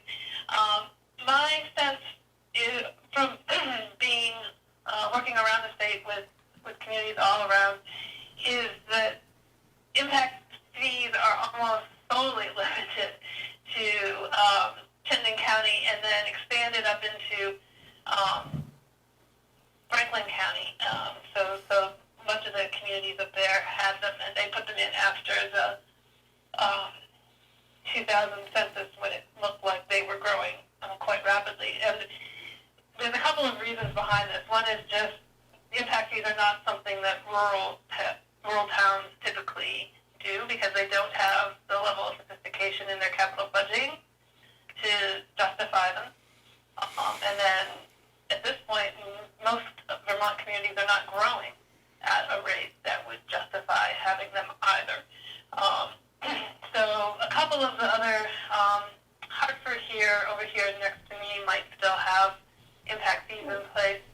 They had a court challenge at one point, so I don't know if they stripped the entire thing, or they did some repair work and got it back so that it met legal justification for it. But I'm trying to think of some of the other towns, even some of the, I've worked with Montpelier and Berry City. I don't think they are running impact fees at this point. Brattleboro is so even if you look at some of the Springfield doesn't. Some of the larger, municipalities of the downtown with wastewater treatment, things like that, in other parts of the state, they're not using impact fees. So you said something about the rate of growth that would justify impact fees. Do you have a general figure of what rate of growth would justify impact fees? Well, most of these Vermont towns would be any growth. Right. So I don't have a number off the top of my head, but most of the towns I just referenced, they have the sewer and water plants that are sitting there with excess capacity. They're not in a position where they are needing to expand to their capacities in order to accommodate new development. They're a long way from that. In fact, they are desperately in need of new development to fund the operations of their existing facilities. Yeah. So everybody that I talk to seems to think that there's no question but that Hinesburg is going to continue to grow. Is there, if it didn't, would we regret imposing impact fees, say that the growth came to a standstill? In the Chittenden County context, your impact fees are, it's not, you're not the only municipality, you wouldn't be the only municipality with them. So I don't think that they would be the deciding factor as to whether you had development or didn't have development coming. And of course, if you don't get any development, you don't collect any impact fees. So in some ways, it's not, if growth doesn't happen, you theoretically don't need the increased capacity that you were collecting the fees for either. And so there shouldn't be a problem on that end of the thing. The question of whether you'd be pushing growth, to one of your neighboring municipalities instead of to yours, is a little, I think it's a little fuzzier, a little harder to get around. But in terms of where you sit competitively in the Chittenden County market, I would say that your impact fees are probably not going to be so high as to make Hinesburg less affordable than some of your neighbors. Great, thank you, that's very helpful. And so I have one more question for you, Brandy, about, just your proposal. So you're in Windsor, is that correct? Technically, I'm in Heartland. Oh, okay, yep, But yeah, yes, I know. the Windsor That's, mailing address, yeah. yeah. So just south of White River Junction. So, again, I'd encourage you to take a look at your proposal, and I just wonder if the distance, would impact your ability to serve the town, I guess. And I imagine you've got that calculated in. I do a lot of work on Chittenden County. Today was a bad day. I was in Rutland in the morning and Brattleboro in the afternoon. And I didn't think I should see all corners of Right. Vermont Yeah. in one day. And No, yes, yeah. and Brandy had acknowledged that Yeah, about she this did, meeting, yeah. so I'd offered Right. the phone. And I'm totally okay with, there are times, and I do the same thing with work. If I don't have to drive, then that's fine. So, and then I'll ask Jonathan, we asked Brandy a couple questions. I think I heard Marilee say, what happens if no growth comes? Or are all the surrounding towns around us, having impact fees, and so will it impact the development costs and put us at a disadvantage or whatever, from your knowledge, I guess?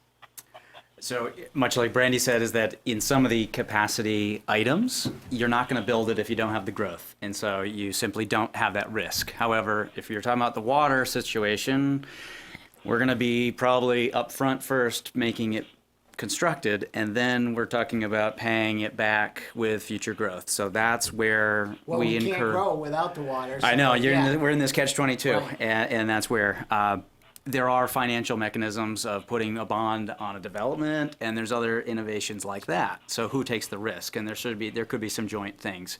And impact fees kind of get in the middle of all of that. It's just a mechanism.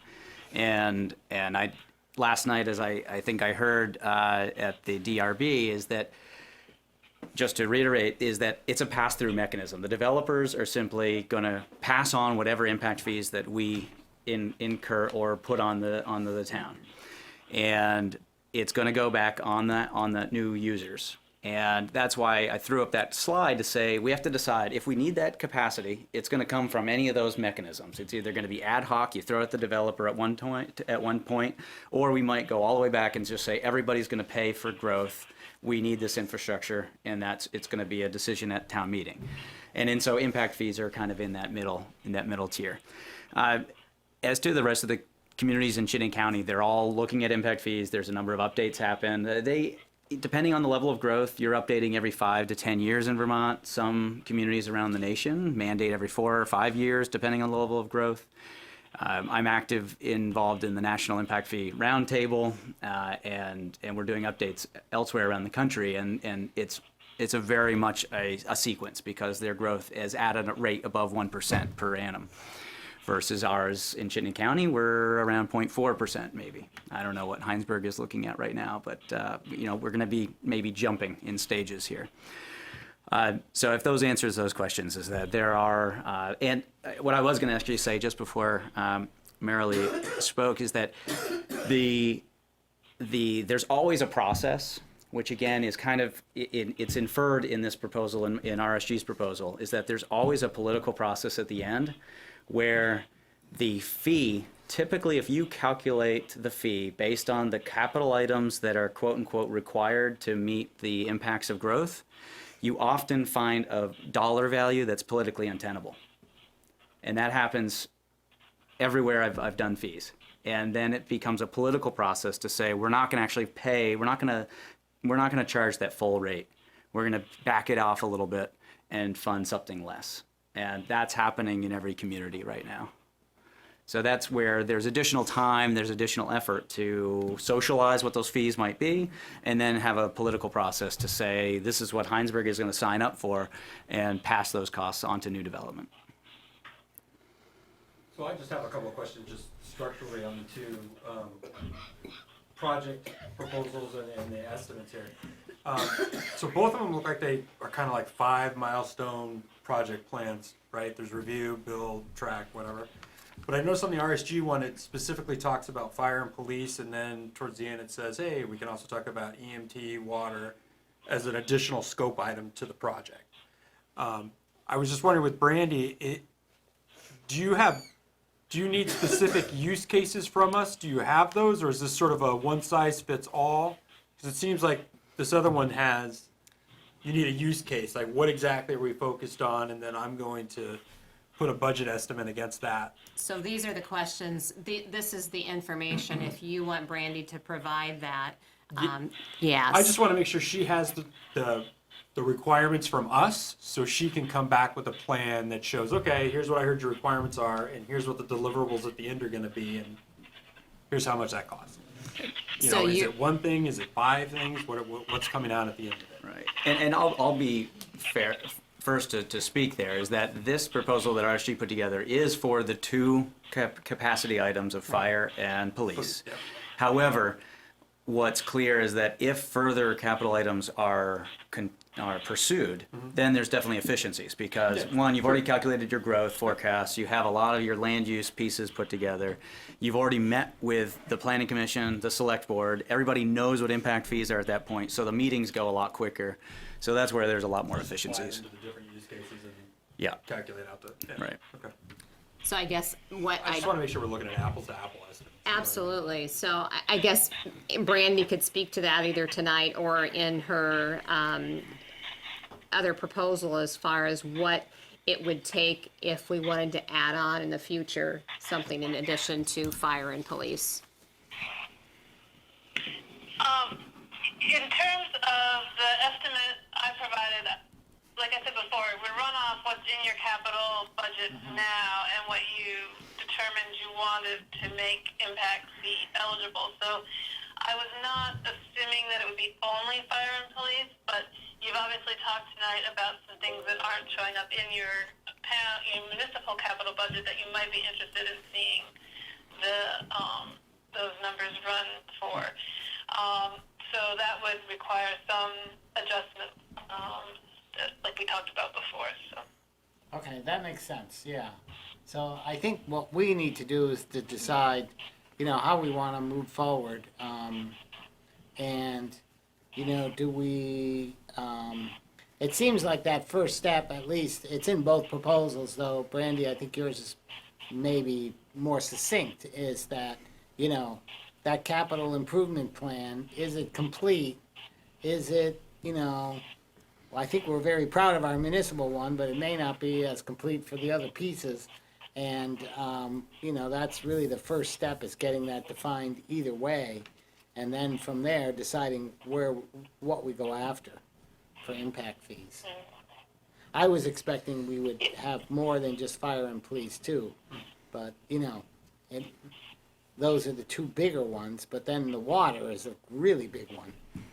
And wastewater, whether So I that, think the one piece that I would add on to that, and I don't know that I've really said it directly, but I think it is one of the distinctions between the approach that RSG has proposed and what I was proposing. is that it's my interpretation of statute that you can't be collecting impact fees against something that you're not going to start incurring expenses on within the 6-year period.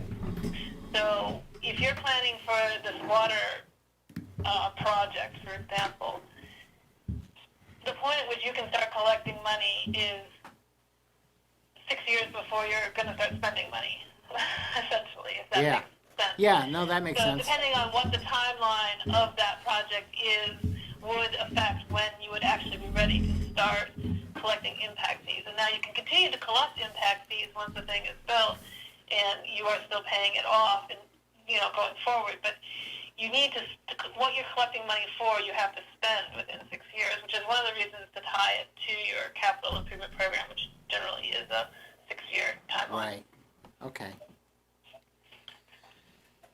The other piece that just gets you flexibility is that preliminary design and engineering can be spent for those dollars. Right. And that's where you Yeah. often proceed with those early, sometimes years take, they're years in the making of preliminary design and engineering. Okay. I don't know, are there any other questions for either one? I'm thinking we might want to have a little discussion about where we go from here. Certainly, Brandy, if you, based on what you've heard, if you want to modify your proposal, and Jonathan, same thing, based on what you heard, we'll take that, and, I think we'll continue to discuss this, and, perhaps have more specific questions based on those proposals.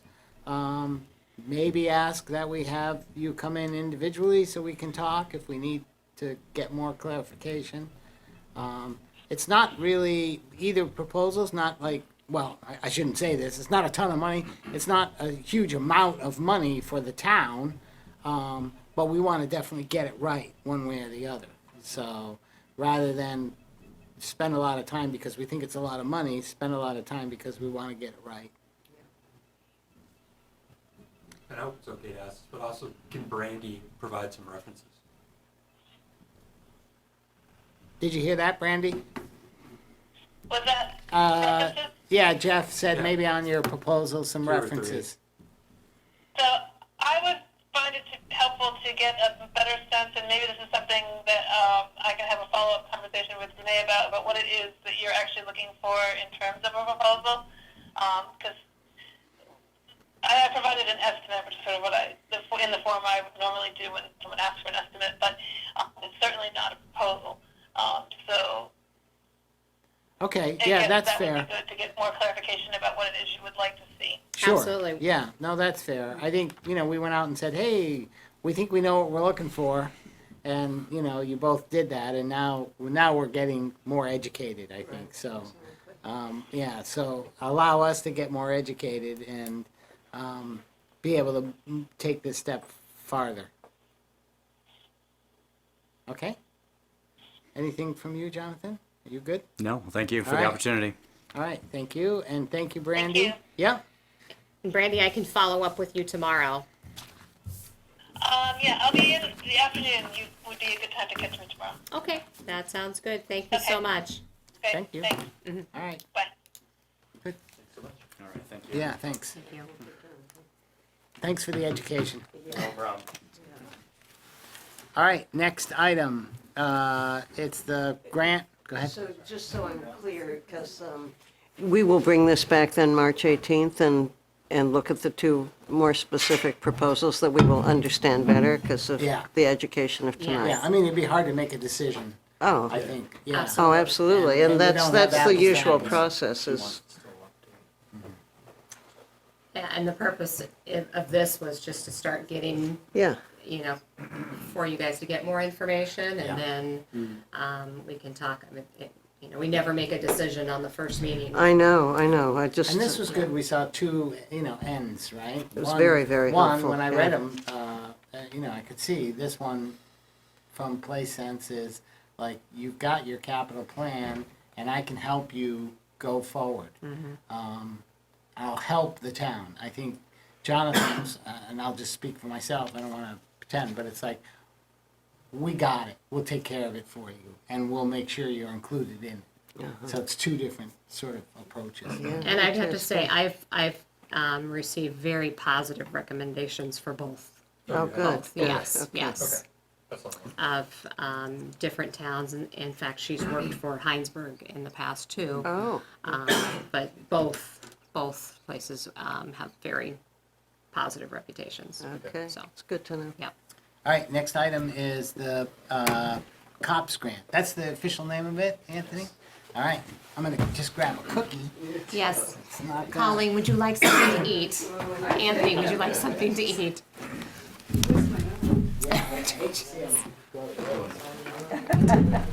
Upgraded the chairs. Pause. Yes.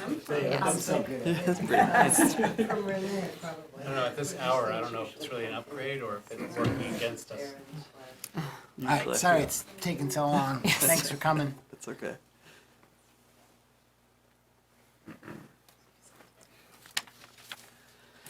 So I think last time we talked that we had this opportunity, I think it has to be done by March 18th, I think is the deadline. It's the beginning of March. I'm not sure exactly what the deadline Okay. is, but And then I think I had asked for, it covers 3/4, but up to 125,000? yeah, it's 75% up to I believe 125. And so I think one of our questions was, if we went forward, and we got the 125, and it's good for 3 years, how much, it ends up being, I think there was some discussion, maybe 50% by the time you get done? Yes, I'm trying to pull up the link of the grant program, which it's very slow tonight, but looks like March 11th is when it closes. And provides 75% of the approved entry-level salaries with fringe benefits. Was that your question? The percentage? And so if it's up to 125, so what would the cost be to the town for 3 years? Obviously, it could be a little different depending on the level that we hired, but roughly, So of a officer, more of an entry-level officer, Approximately 77,000. I would say when you account for benefits and salary. so 225 would be roughly. And 75% of that would be, I don't know, so we'd end up paying not quite 50%. Right? I don't have my calculator. So if it costs us 225 for 3 years, and they'll pay 75%, that's more than 125. So they'd end up having to max out at 125, and we would pay the difference. We'd pay we'd pay 100. Which is a good deal. Do you see that, Marley? No, I'm not following you. They pay up to 75%, but no more than 125. Oh, that's what I wasn't seeing up there. Okay, thank you. so it's up to 125 over the 3-year period. Is that- I see it now. Okay. So roughly, if it costs us 77,000 or 75, then if we moved ahead, a new officer for 3 years would cost us about $100,000. So in fact, they'd be paying 50%, but you say that's still a good deal. Isn't that what you just said? Well, it's not, it's more than 50%, but it's not quite 75. Okay. 58, there you go. So with the, remind me again, so with the COPS grant, if we were chosen, you hire right then, it's not like within 3 years, it's expected to be pretty quick, do we know? Or? I mean, to make it clear, this is just for approval to apply. We don't even know if we would Right. actually Oh, okay. get it. Okay. Right. So, That I guess that was my question, I was saying, like, we're applying for a grant, we win the grant, it sounds like we're just going for approval to apply here tonight. But if we applied and we're accepted, I know it's a 3-year plan, but what's the timeline to have to hire that or expand the officer? You know what I mean? So like, okay, you won, we expect you to hire an officer within 6 months. Or is it, you know what, we anticipate growth maybe in the next 2 years. Maybe I'll hire him 2 years from now. In my experience with the grants, it's usually almost immediately when the money's allocated, you've got they a plan and expect you're looking that to- you're gonna. And I think Caleb said if we get the money, it would be sometime in July, is that right? Yes. Yeah, money in hand is spent now because there's no guarantee 2 years from now it's even going to be around, probably. This isn't the first time we've applied for these grants. I believe back in 2012. One other one. And Yeah. my understanding is that it's a very successful and very helpful way to build a lot of different aspects of the department, both in terms of staffing, which is literally what we're talking about, and putting the staff on.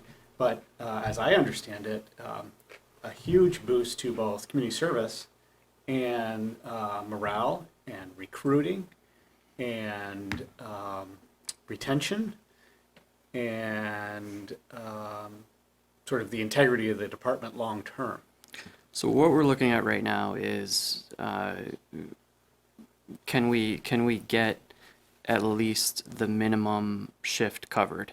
And in my mind, the minimum shift should not be one person per shift. It should be at least 2. Ideally, it would be 2 and a supervisor. Right now, we're running 6 8-hour shifts at one person, including me on Friday day and Saturday day by myself. So, I mean, right now we have 6 shifts that could use a second person.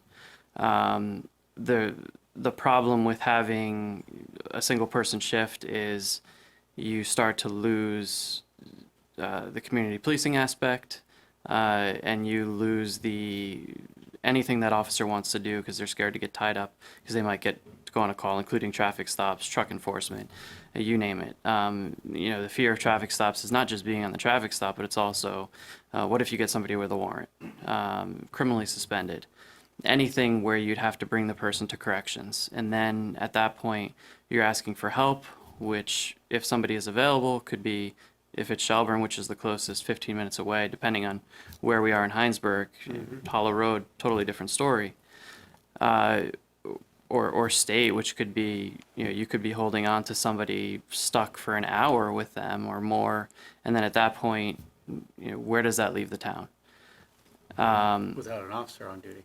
Without an officer, and we've had it. I've had many times where we have 2 officers on, and those 2 officers get tied up, and I'm literally on call from home, and just waiting to respond because the officers that we do have are tied up, especially on the weekends. I looked at the numbers for the national average, and I mean I know it doesn't apply. A lot of people like to say, well, Hinesburg, small town, and no crime sort of thing, and we are growing, as we saw with the last thing, and I like to think that we do maintain a certain level of I mean, things happen, and it's not always reflected in what we're reporting to the paper because we just can't put everything in there. But I like to think that things do stay below our surrounding neighbors, including the more rural areas, because we have a police department. They see things that we don't see as much because we have such a good response. If you're going to burglarize a house, you'd much easier go into Starksboro than to have us be there in 5 or 10 minutes. State police, it's the end of their territory in both directions. So it's the end of their territory for Williston, and it's the end of the territory for New Haven. So their response time is going to be longer. I mean, sometimes for an alarm, if they even go, it's going to be 45 minutes. And it's nothing to do with their quality of work. It has to do with they just don't have the people. And to look, be clear, Hinesburg doesn't respond to something that would happen in Hinesburg or Starksboro. we correct? don't unless we were requested to do the same way. If we requested them, they'd help us. Yeah, I mean, it doesn't happen all that often, but it does happen. Same way you would look at it with an ambulance, mutual aid. So in looking at the numbers, just briefly, the average is 2.4 nationwide per 1,000 residents, 2.4 officers per 1,000, and a county average is 2.8 per 1,000. And if you're a city with under 10,000 residents, it's 3.8 officers per essentially 10,000 residents. And that same number of 2.4 nationwide, if you up it and include civilian and non-sworn or sworn and civilian personnel, you'd be looking at 3.4 employees per 1,000 residents. And we're at, prior to the new census, we go up probably about 200, 300 people every census. We're at 4,554 people in Hinesburg right now. So if you were to look at those numbers, we'd be essentially at 10 plus officers. And I know, every town is different and unique. I just wanted to sort of clarify that we're well under what the national average would be What is for a national town. again? What's that? What did you say the national average around was? 2.4 2.4 per 1,000. I thought it to be 2.01, but that's good to know. And if you can't even say, well, that would include the bigger cities because the cities are defined at 3.8. So we're not out of the ballpark. I mean, we're within the ballpark of sort of, and what you're saying is that having another officer doesn't like put us out, we wouldn't be in an extreme spot. We'd still be around that level, appropriate, what appears to be an average appropriate level. well, technically we're at 6 Yeah. right now. Right. So if you include the 5 full-time positions plus the full-time equivalent. And what's also happening is that as time goes on, and we're actually fortunate that as time has gone on, we've retained officers, and the goal is to continue to retain so that we don't have to continuously train. And that's what we're looking at with a lot of the departments around us. They're continuously losing officers and hiring officers. The benefit to that is the officers aren't going to accumulate sick pay and vacation time and time bank, but I would rather give that and have the officer, a trained officer that we know. So what's happening is we're having officers that we have to give. They start out at 8 hours of CTO time the first year, and then it gets bumped up to 14 hours per month of CTO time. So it starts to add up when an officer doesn't want to leave the person alone that they're working with. And like right now, we cap our time bank time, which is different than CTO. We cap it at 120 for the officer, and I have an officer at 140, and it's, do I tell him to take a day off and leave an officer alone on, he works night shifts. Do I leave an officer alone on that night shift that I know we need him just to get rid of his time bank? And how are we accumulating time bank? We're accumulating that with call-out time.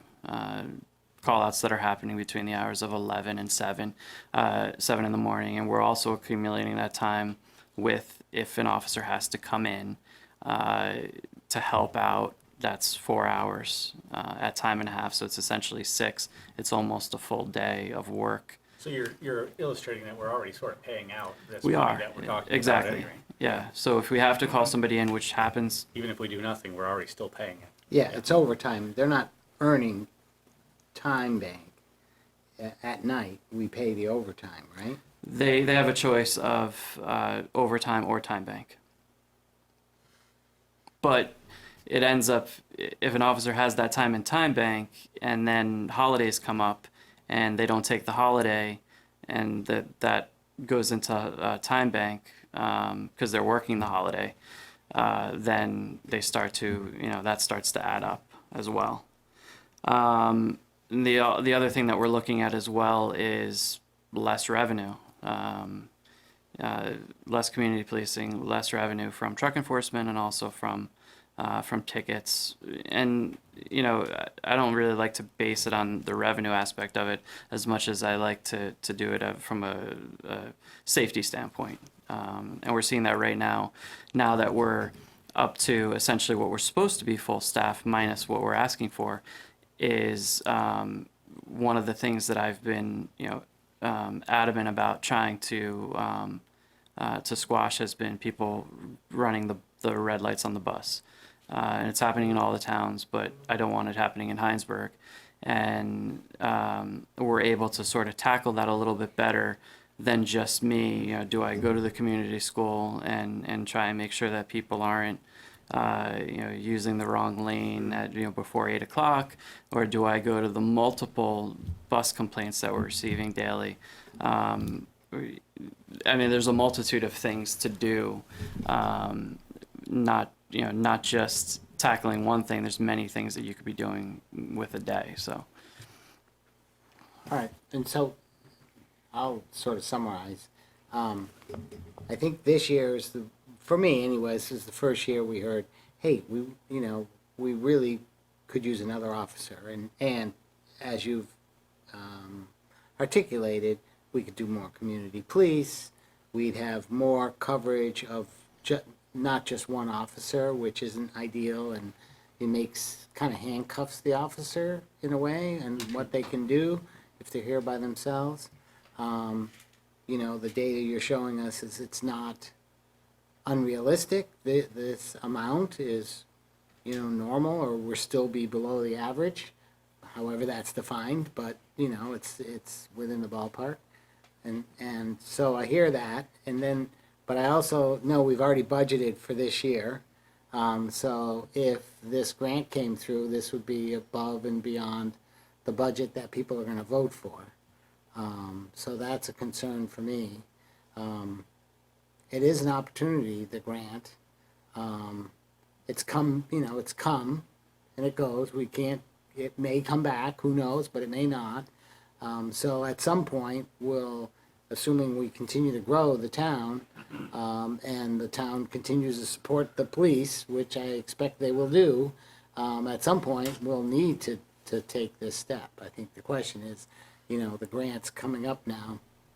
Do we, is that something we want to do? How would we, where would that money come from? About 77,000 per year, right? Well, it would be, if it's 125, and then they're gonna give us, Well, 40,000, we'd have to come up with 35,000, right? They don't give you the whole grant money. I don't know. That was a question we had last time too. Do they give it to you all at once and let you spend it, or do they dole it out over time? That would be nice if we got it all at once. But then you'd end up having to pay it all Right. at some point. Yeah. So instead of having 3 years of grant, it's really 2, and now you have to pay for 4, because you have to pay that additional year. So before we go any further, there's one other topic I wanted to sort of throw out there is the topic of regionalization. And I hear positive things from people in the town about the possibility of expanding. Aside from that, we also have Governor's Highway Safety money that we could essentially, we wouldn't be able to do it under this grant, but if we were to hire somebody right now, I could almost pay that person's salary in Governor's Highway Safety money, and make money on top of that from revenue from whatever they're doing with their day, which would be under the Governor's Highway Safety, it would be writing tickets. The possibility of departments regionalizing is becoming more and more realistic if they change the law, which it's inevitable because there's just not enough. State police is just doing too much. Right. So it's going to happen at some point, and then you're going to see towns either absorb or be absorbed. And for us to potentially be absorbed, I don't think that's a good thing because we've worked so hard to maintain a culture and a way of policing that I think a lot of the towns have lost. You know, we go to lockouts, we do house checks, we do some of the things that fingerprints. Walk in the office, we'll take your fingerprints, or we'll get an officer to come to the office to do that. Things that other agencies just aren't doing, and some agencies aren't even responding to alarms because they can't. So the other thing that I've started to see is 7 years ago, you'd have people say, if they didn't like what you were talking about or what you were saying, you know, a domestic dispute or something, well, we'll call state police. We don't see that anymore. In fact, it's gone completely the opposite direction. Today, we received 6 calls from people in other towns requesting service. Moncton, St. George, Charlotte. Can you come into? It's only a VIN check. Can you please? A lot of times, people won't even tell us what town they're in, and you know, we'll take the report, and then it's like, well, I'm close to Hinesburg. So we're starting to see it, and you know, we sort of got our foot in the door with St. George, and we haven't been able to maintain that contract as successfully as we probably would have liked to. I mean, we're still doing it, but we could be doing more, but we couldn't do more being down the position that we were down, plus the admin position. I took. Is that example of like a VIN check in Charlotte just done out of like a mutual aid kind of an agreement, or is that's not like a billable thing you're saying, correct? No, but it is, the point you're making is regionalization. That towns want policing. Right, and so the need is there, and so therefore the model could be there to expand that. Moncton truck enforcement, they've casually mentioned it, you know, that or people in the town. Which could pay for itself. Which would absolutely pay for Yeah. itself. Huntington is I think looking for, you know, contract services, and eventually Charlotte is going to need. They've put everything into the ambulance. Yeah. Eventually, they're going to Sure. need a police department or contract with somebody. Are we going to put ourselves in a position where we're only, you know, we're barely making the minimum to cover Hinesburg, or are we going to put ourselves in a position where we're ready if a town were to say, hey, can you help us out? Can you supply an officer? Where we could hire somebody and we could say, yeah, we could do it, and actually make money to help, you know, offset the cost of our own police department. Yeah. We would never want Hinesburg to suffer and pay more to cover another town. The goal would be we can provide the same level of coverage and sort of less of a fee for the actual people in Hinesburg that are being covered right now. In addition, you probably have an opinion about perhaps Hinesburg providing the school resource officer as well at CVU. I'd like the opportunity. Hopefully, we would have that opportunity, not this year, but the year Sure. after, to in a fair How's that way plays out? Yeah. put in a bid. I would hope, because that would essentially have an extra person in town that could leave the school and help us if we needed it. Yep. In the other cases that I told you, you know, a Sure. Warren or the same way that we're available to the school to help the school resource officer.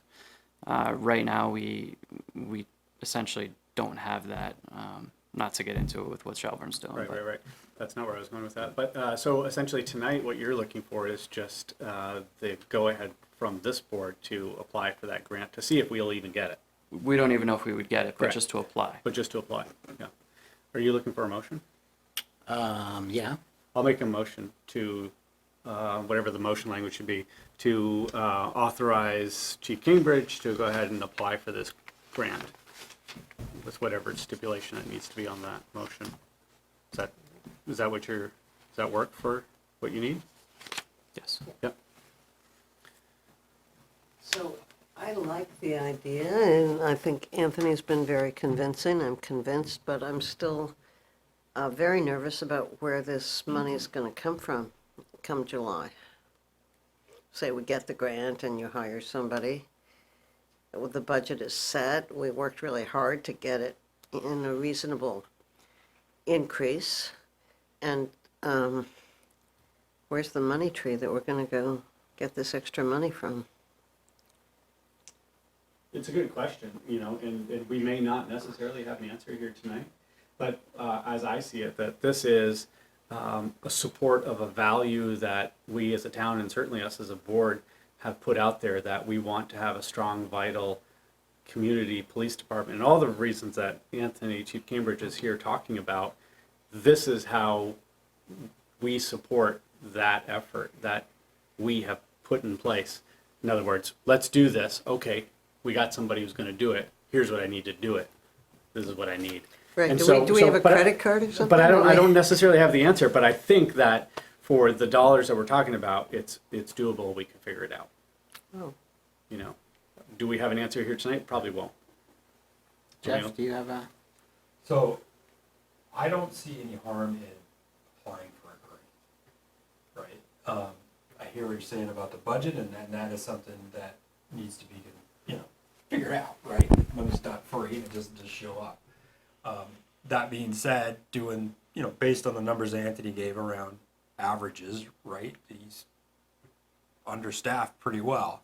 And I follow up with part of the thing that this town and community wants are services that, you know, are part of normal life that you expect. And I think if this town is going to grow and is going to grow in a positive way, you need to have those services. Now, do we front load all that? No, but based on what I'm hearing, we're not really staffed as it is. The community policing, or the what's the word I'm looking for?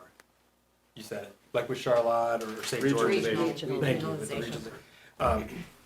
You know, we've heard a lot about that with the ambulance discussion, right? And what does that look like? So we know those conversations are out there. So it's definitely worth considering. So I don't see any harm with applying for a grant. If you won the grant and we didn't have the money, then that's what Another it is. conversation. Right? No. But I wouldn't want us to hold ourselves up for a possibility of something that would be good just because we don't think we can do something later. You know what I mean? I'd rather us move forward, and then should it come to be, then we figure out, okay, well, what are we gonna do? Do we just say no to the grant, which isn't great, or do we figure it out? So, The other thing I wanted to throw out there is that I really want to be able to maintain not just, you know, the stereotypical community policing model, but to maintain how the police department functions and how we grow as a village, also as a town, but as a village, where the town is going to go as far as new development and where we want to go, reducing the speed limits in town, making sure people are slowing down, making sure trucks aren't destroying our roads, and sort of as the developments come in, be able to have the staffing to create ordinances and to make sure that we are a walking, biking community. I mean, one of the things I want to tackle is you know, making sure that people keep the appropriate distance from people that are riding bikes. That's something that I just haven't been able to tackle because I just can't get out there. So, you know, I want to move away from this thought that we are a pass-through commuting community, and the fact that we are a destination, you know, that people are living their lives in the village, and, you know, that it's a vibrant walking, parking. It's not just a community built around 116 and the vehicles coming through. I think in order to do that, staffing is going to be a must. and I'll just follow up, Nick, is also, you know, for the funding, it's our mechanism of where we have to go figure it out. But it also sounds like Anthony's got some ideas that could help offset some of that money we have to go find. So That we're already not pursuing.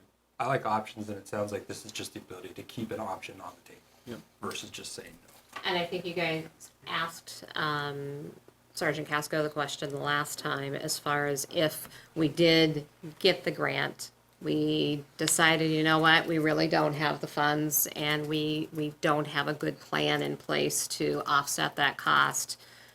Can we turn down that grant opportunity, and does that have any negative impact for a future application? I don't know the answer to that, but I would imagine that if you don't want to take a grant, they would say, that's fine, don't take the grant, because it's money given. Probably somebody in line. Yeah, I'm sure that there's somebody that would take it. So. Yeah. All right, and so you guys have all weighed in. I'm leery of this, and all the reasons Anthony has said, they're all good reasons. You know, there's no reason why.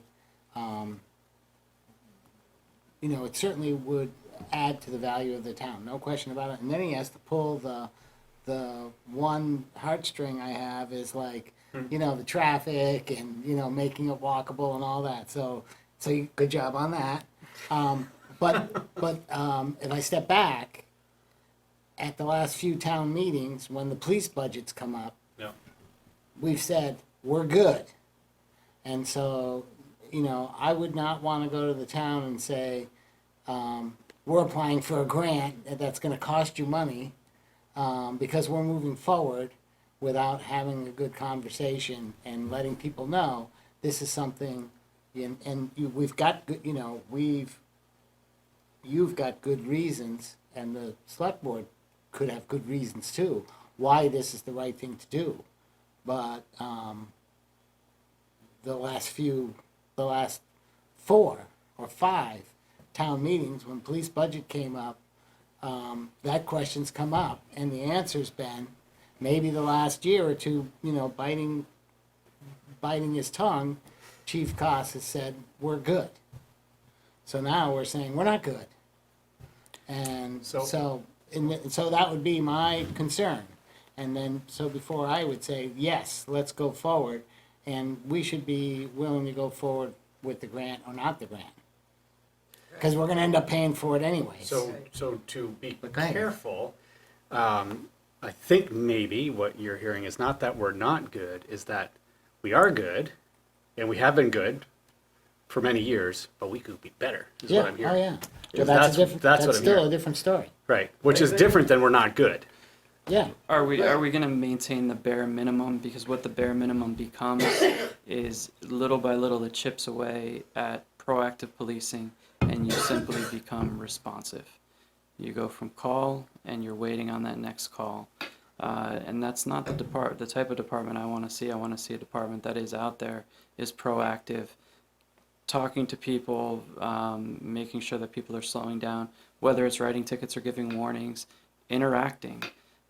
Making sure that people are safe. And I'm with you on it. I just don't, you know, Yep. I don't think we've put this out there and let people weigh in. And in the end, I think they would weigh in. People Sure. seem to like the service of police.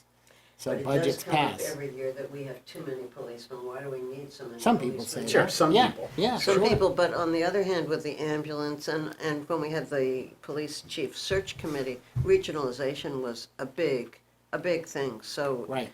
I think people who understand this really think that regionalization is the way of the future. Right. And it's a really good thing. So I'm thrilled to hear you talking about that and actually planning to make it happen. it is the way of the future, and what I want to be clear is that one of two things is going to happen. We're either going to some other town or county will approach us and say, hey, we can give you policing for probably what you're paying now. Or we will be the ones to approach and say, hey, we can give you quality of service. I think if we were to go, I'm confident that no agency is giving the quality and the level of service that we are giving. We've made sure that we've maintained that.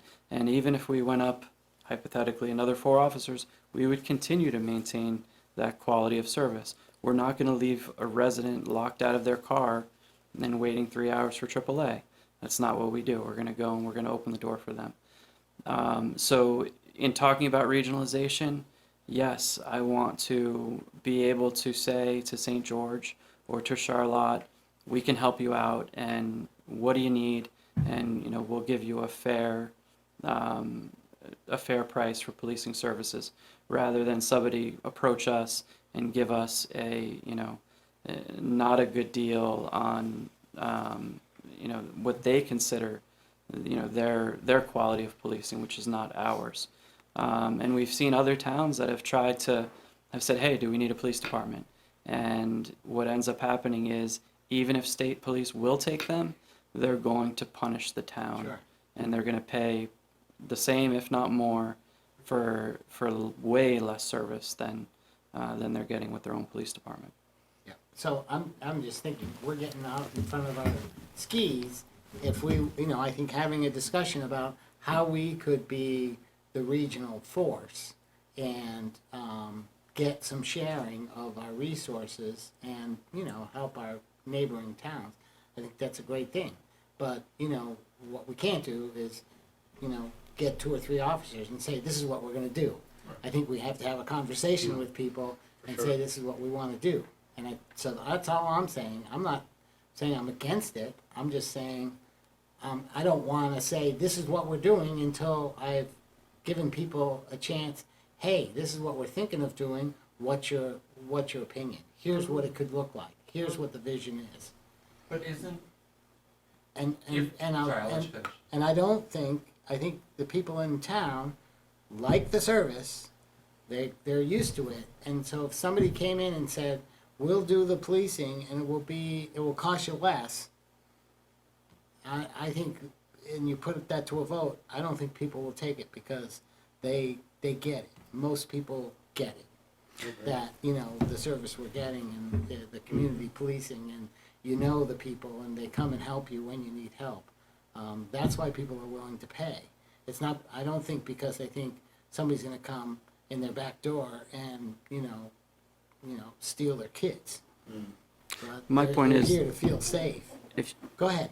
I was just gonna say, so I hear what you're saying, but it sounds like this cops grant isn't something that just comes every year that you can plan for. It shows up when it shows up. So it's sort of one of those, it's a little bad time. It'd be great if this showed up 8 months ago, but it didn't. So I wouldn't say so because we haven't had the discussion with anybody that we need more cops.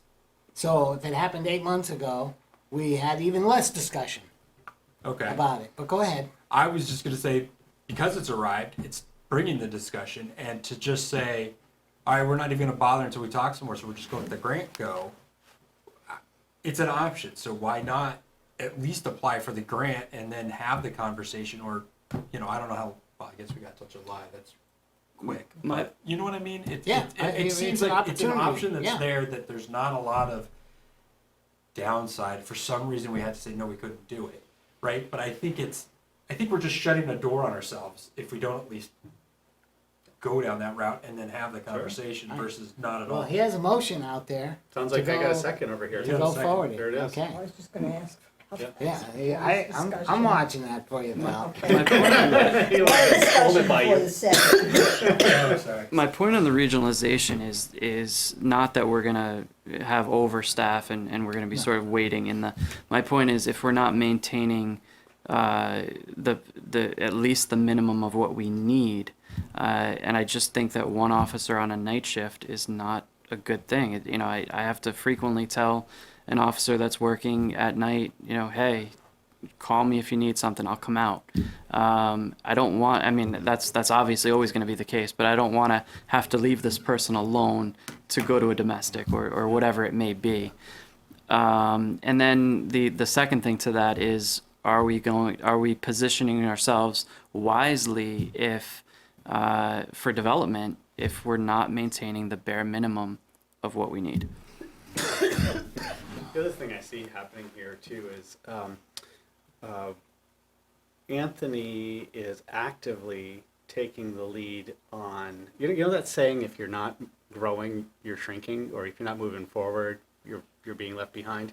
I feel that for many years the department has just tried to maintain, and in doing so has fallen behind a step or two, a beat or two. Not significantly, but enough that through the years it adds up.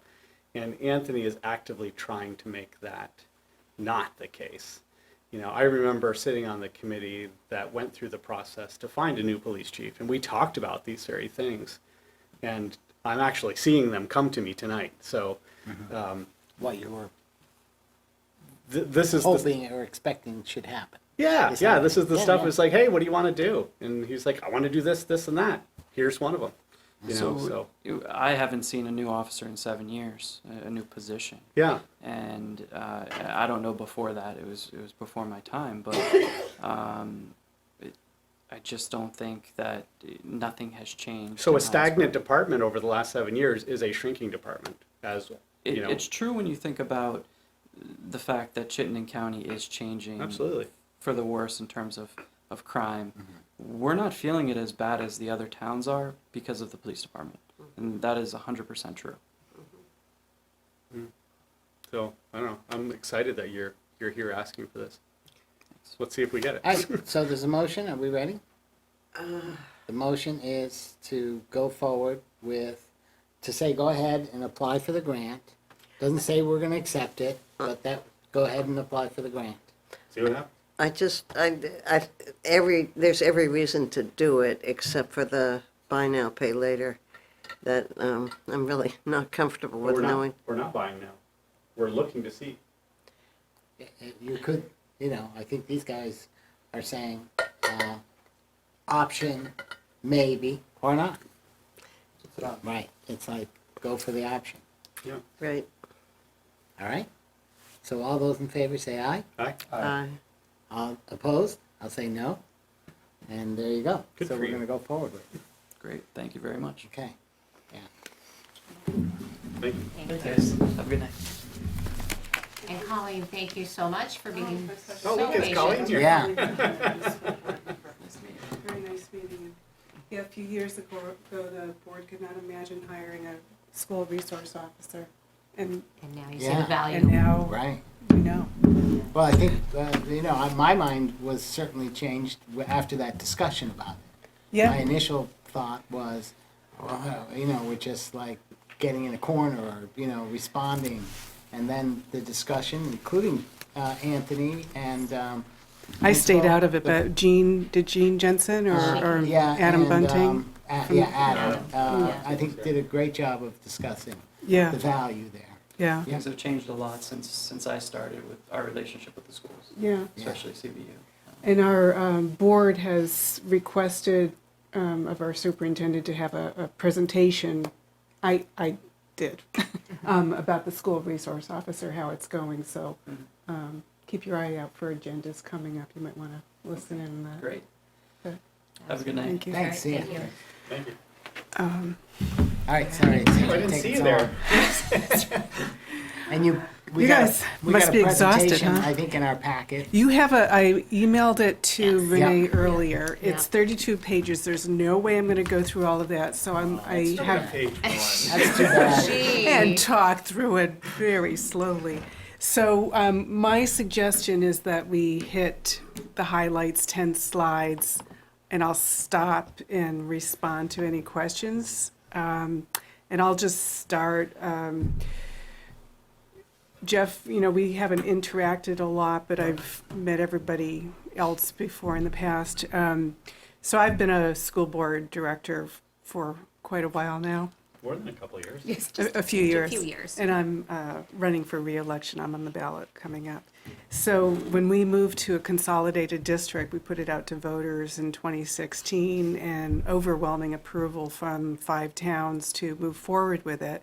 And so we're about year 3 of a consolidated district budget and working through what it means. And, you know, we're still working through, and Phil, you had asked earlier, one of the pieces that you would welcome is, you know, how's it going as a consolidated district? So I want to be sure that we address that briefly.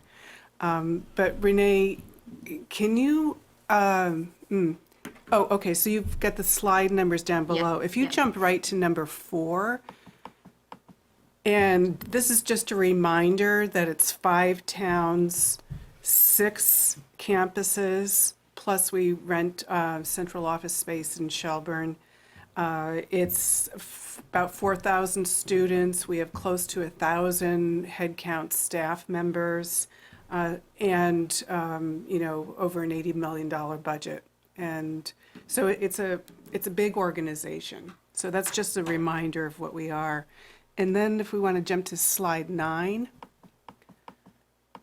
And this is enrollment, so slides 9 and 10 are enrollment. This is Hinesburg alone. And so Hinesburg, you can see, I think what's relevant, given all the discussions about future development and so forth, is we've been stable. Yeah. You know, we've been very stable for a few years and anticipated to be so until, you know, something interesting happens. The next slide.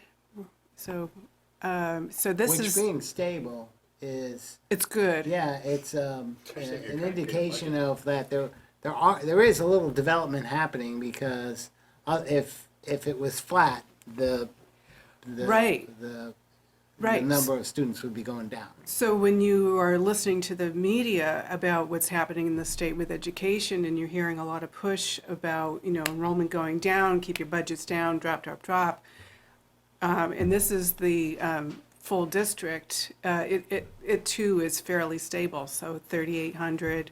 And this is kindergarten through grade 12. This doesn't include the preschool kids.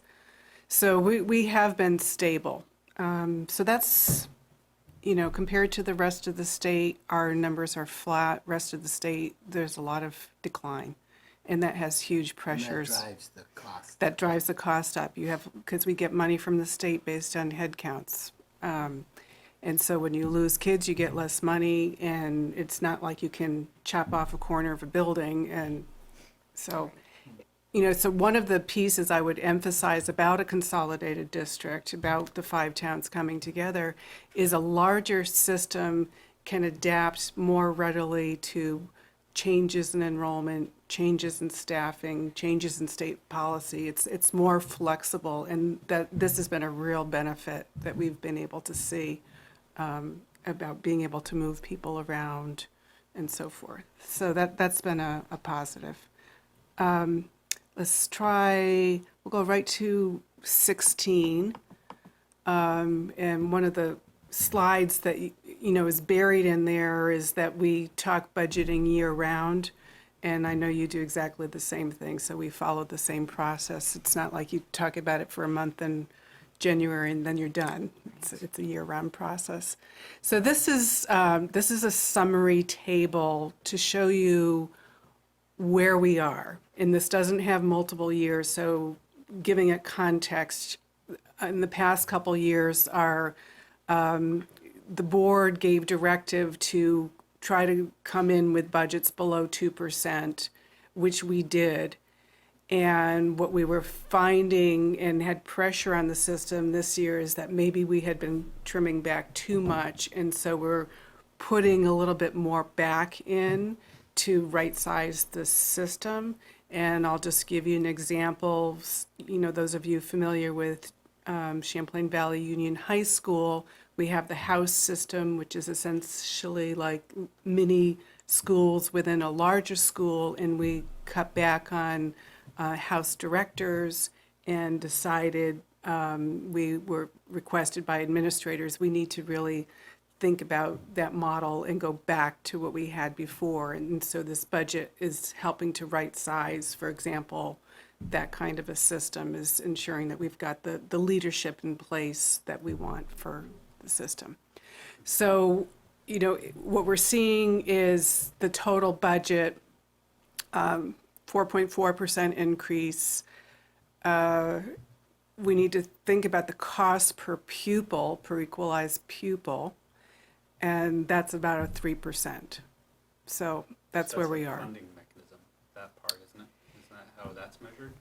Yeah, the equalized pupil piece. Yeah. In the formula. Yeah, we'll go to, So Colleen? Yes. If that's the pupil cost is plus 3.2, does that mean 1.2 is admin, or is that taken up with the higher cost of insurance and let's go to the next slide. I believe the next slide is the pie chart? pressures on the system, factors driving the increase. So I know that you're feeling it here in your budget, because I've heard your discussions. Health insurance costs have really been tremendous. And so when we're talking about budget pressures, this is where we're seeing some of the drivers. Salary, we, their negotiated agreements. Special ed, we get revenue offset, so it's not quite that, but that doesn't really show there. So this is just a summary table of the types of pressures that we're seeing, and I would just say that, health insurance is a big one. Guys, Yes, question about Val. Health insurance, Colleen, out of curiosity, the town looked at different options this year and decided to go with a different coverage, Yeah, which would still be great for the employees, but yeah. because of the way it's factored, was gonna almost be a negligible increase. Right. Has the board looked at? Yes, and that's a great question, and that's one thing that we have done over the years through each of the we've gone through negotiations 1 to 3 years, and over the years we've pushed on that insurance system, and you might pick up on conversation at the state level. Boards across the state were feeling that, kind of an uncomfortable position during negotiations to have individual towns negotiating the health insurance piece when it was really outside the control in many ways. You could push a percent here and there. There are commissions. There's a commission that's looking at health insurance, and that's going to be negotiated at the state level. So all school districts are under the same negotiated agreement for health insurance moving forward. And we're at a phase right now where agreements are just going into place, and it's going to roll out over a couple of years, and it's a big conversation. The point is that we're moving our negotiated health insurance agreements out of our negotiated agreements. So when you're, Or a bad thing. I think it's a Yes. good thing, but it probably No, I know. it's just- I'm it's just just like- curious. it probably depends what position you're in. Right. I was one of the board members a number of years ago that said to legislators, and many of us did, please help us. We need to get this out of our negotiating sessions. And but I will tell you that I also sit on the Vermont School Board Association Board of Directors, and I will tell you across the state, there are completely mixed feelings about it, particularly because, commissioners came together, two sides negotiating, and couldn't quite come to an agreement, and then the binding arbitration piece, you may not like what that decision is. So depending on where you've landed on the decision, there are school boards all over the state that have different feelings about it. I didn't mean to touch your third grade. no, that's all right. Oh, it's a huge topic. And now I'll say my opinion, Yeah. until the system changes, the insurance companies are gonna win. Yeah. Because, and look at the expense, we talk about health expense, look at the expense of every town, every school, every business, everyone Every trying to individual. negotiate, Yeah. every individual trying to negotiate a good deal, and we all don't get a good deal. Yeah, But there you go, that's- that's my political Head thing. up. Let's keep moving, sorry. Yeah. So true. Yeah, definitely look into, pick it up in the papers and the media. Yeah. Vermont Digger's done a good job on tracking that. It's a really good conversation. Okay, so spending per equalized pupil. Here we go. So an equalized pupil, it's not really a head count. There's weighting based on poverty, for example. There's a little more added weighting based on grade level and so forth. So our equalized pupil, this is a statewide calculation. There's a statewide weighting formula. Bottom line here, our equalized homestead rate with this proposed budget is 152. The Act 40, and I'm looking at the bottom of this table here, the Act 46 incentive reminder that because we were... We still get 4 cents off, is that what that It is? started at 10, and Yeah. each year it decreases by 2 cents, and so we're still within the framework of receiving an A few years incentive. back, we had a really good one. 10 cents. Yeah, So yeah. it's going down. Yeah, So in 2 years, we'll get a zero? Correct. Correct. But we were, our district was really ready. We had been trying to consolidate everything that we could. And so when we went to a consolidated district, I mean, for some districts, they were not ready to do it. And so we didn't see a huge amount of financial savings because we had already been doing so much. Anyway, we can go to the next slide. This just shows the tax implications based on, the second column is the equalized tax rate. Because we have different common level of appraisal, or the value of our homes from one town to the next are different. So the equalized tax rate, that's a statewide number. And then depending on the common level of appraisal town by town, there's an adjustment. And so you'll see that Hinesburg's at 152. Our common level of appraisal, we're in a good place because of the, when, I forget Just how many. a year Just ago. or 10%. A so, year ago, Yeah. So 97.8, so it's close. So you'll see that there's difference in tax rates across the Champlain Valley School District based on their valuation. So that's the bottom line, $65 per 100,000 in value. Additional this year. Yeah. Yes, yes. So this next slide is it's a comparison to the state. So the statewide assumptions that were put out to boards is that the growth in spending was expected to be 5%. We're at 4%.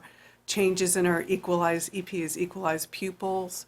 Across the state, it's down like 0.5, and we're up about 0.8. And then the growth in spending, the state's at 5.53, and we're at 3.2. So in summary, this table shows that our district is Holding their own, for sure. holding our own, and actually we find that we're being pulled into discussions around the state, what are you doing, so forth. So But is that really something that can be sort of taught out, I guess? I mean, the economy of scale for this school district is unparalleled, isn't it? that's a really good point, Aaron. So there's Chittenden I mean, County, for and then Vermont. there's the rest of Vermont, Yeah. right? The economic drivers that happen here and the population base, and, our kids, it's fairly condensed, the geography that our kids are, so we're not putting kids on buses for an hour and a half. Across the state, smaller schools, a smaller district. I mean, it with your own select board discussions, a smaller organization costs money. And we're one of the 3, if not the largest district in the state. And isn't CVU the largest high school in the state?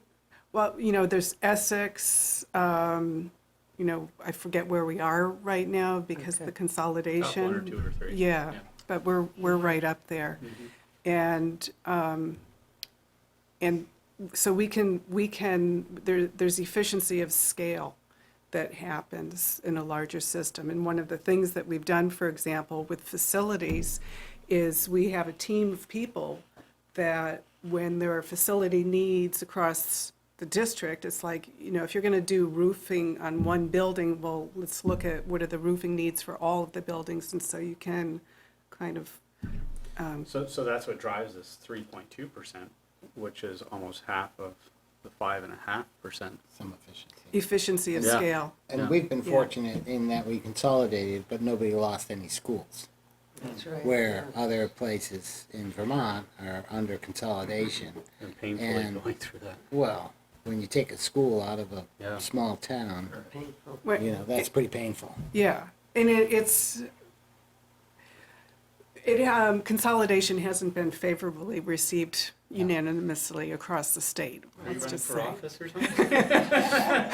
Well, I'm on the V.S.A. Vermont School Board Association Board of Directors, and I represent Chittenden, Grand Isle County, and that includes Winooski, Burlington, which have very different financial pressures than we have in our district. So, yes. It's not the same. Is the It's not the answer. same I'm not across running- the state. Yeah. It's just, I'm trying to be empathetic to, It's the very different tough. It's very positions. tough. Let's see, so tax credit, that's just a reminder. I know you have that, and we've got that in our program. Let's talk about the different budgets, and that's page 22. So the first one is just the budget, and this is language that we need to have by, the state requires this specific language, and that's just saying that the ask is $82 million. It's a big organization. And then the next one is, this is the fund balance. We're asking to apply $725,000 of our fund balance to offset. To operating budget. Yeah, and then we're maintaining as fund balance the 1.75, and that's about a 2%, and that's what our auditors recommend. The next one is about buses. There's an article for 3 buses.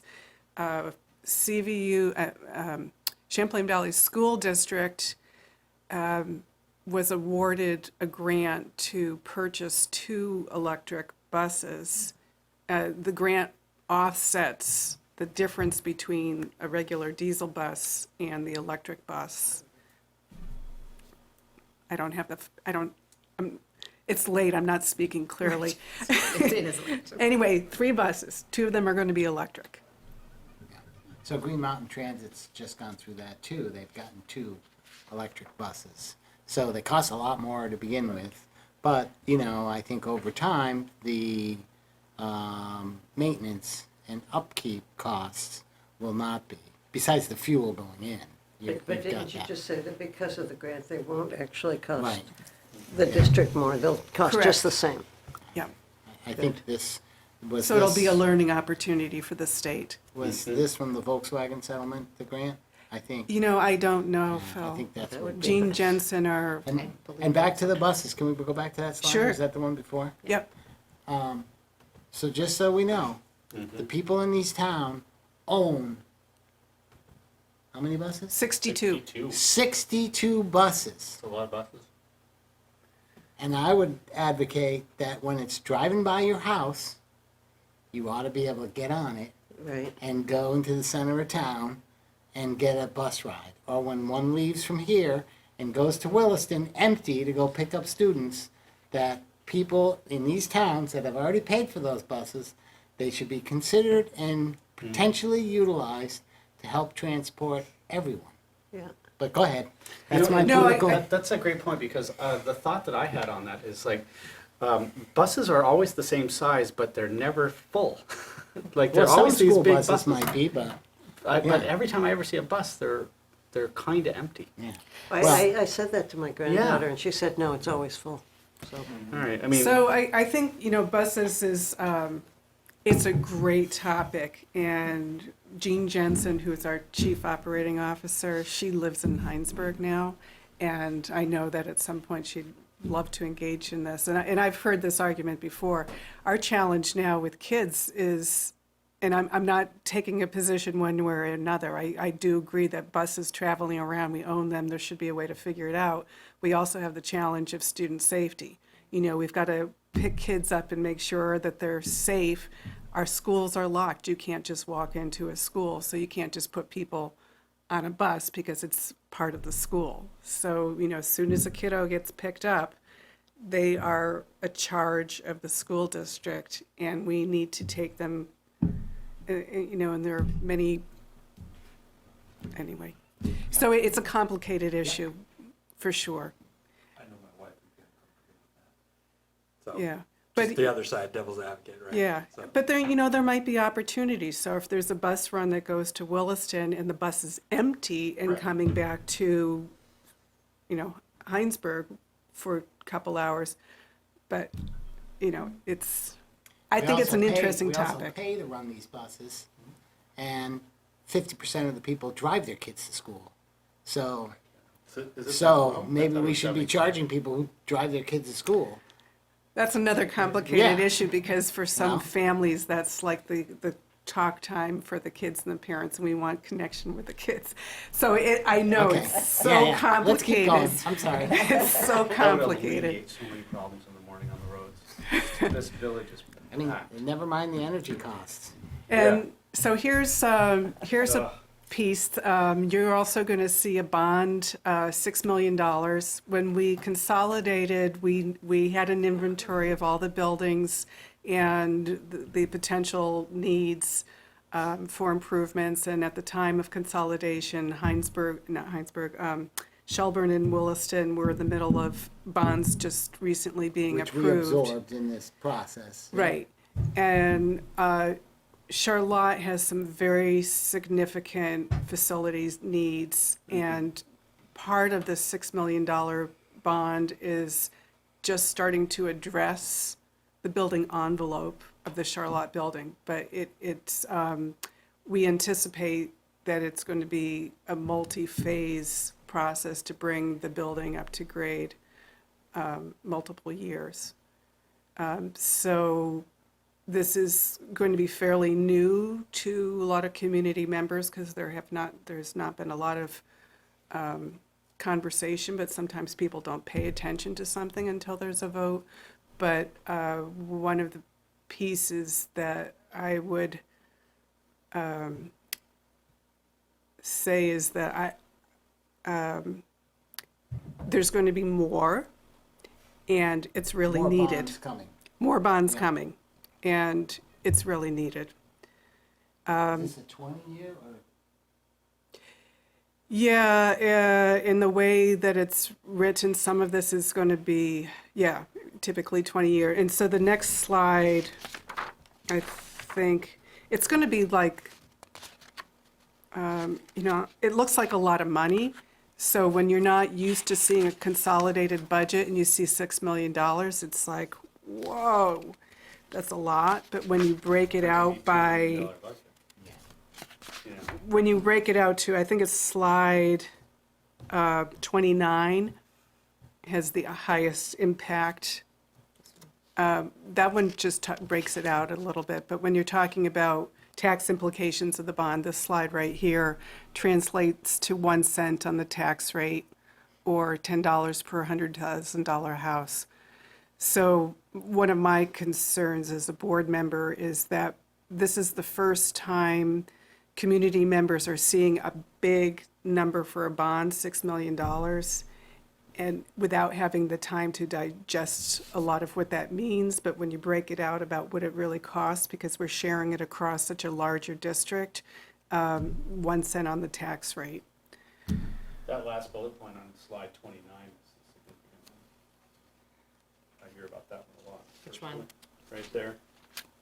Upgrades to the 7-8 wing, air quality, second floor. And that's been a problem It's a since that big- was done in it's a- 1997. It's a big thing. Yeah, and so, to be able to finally address that.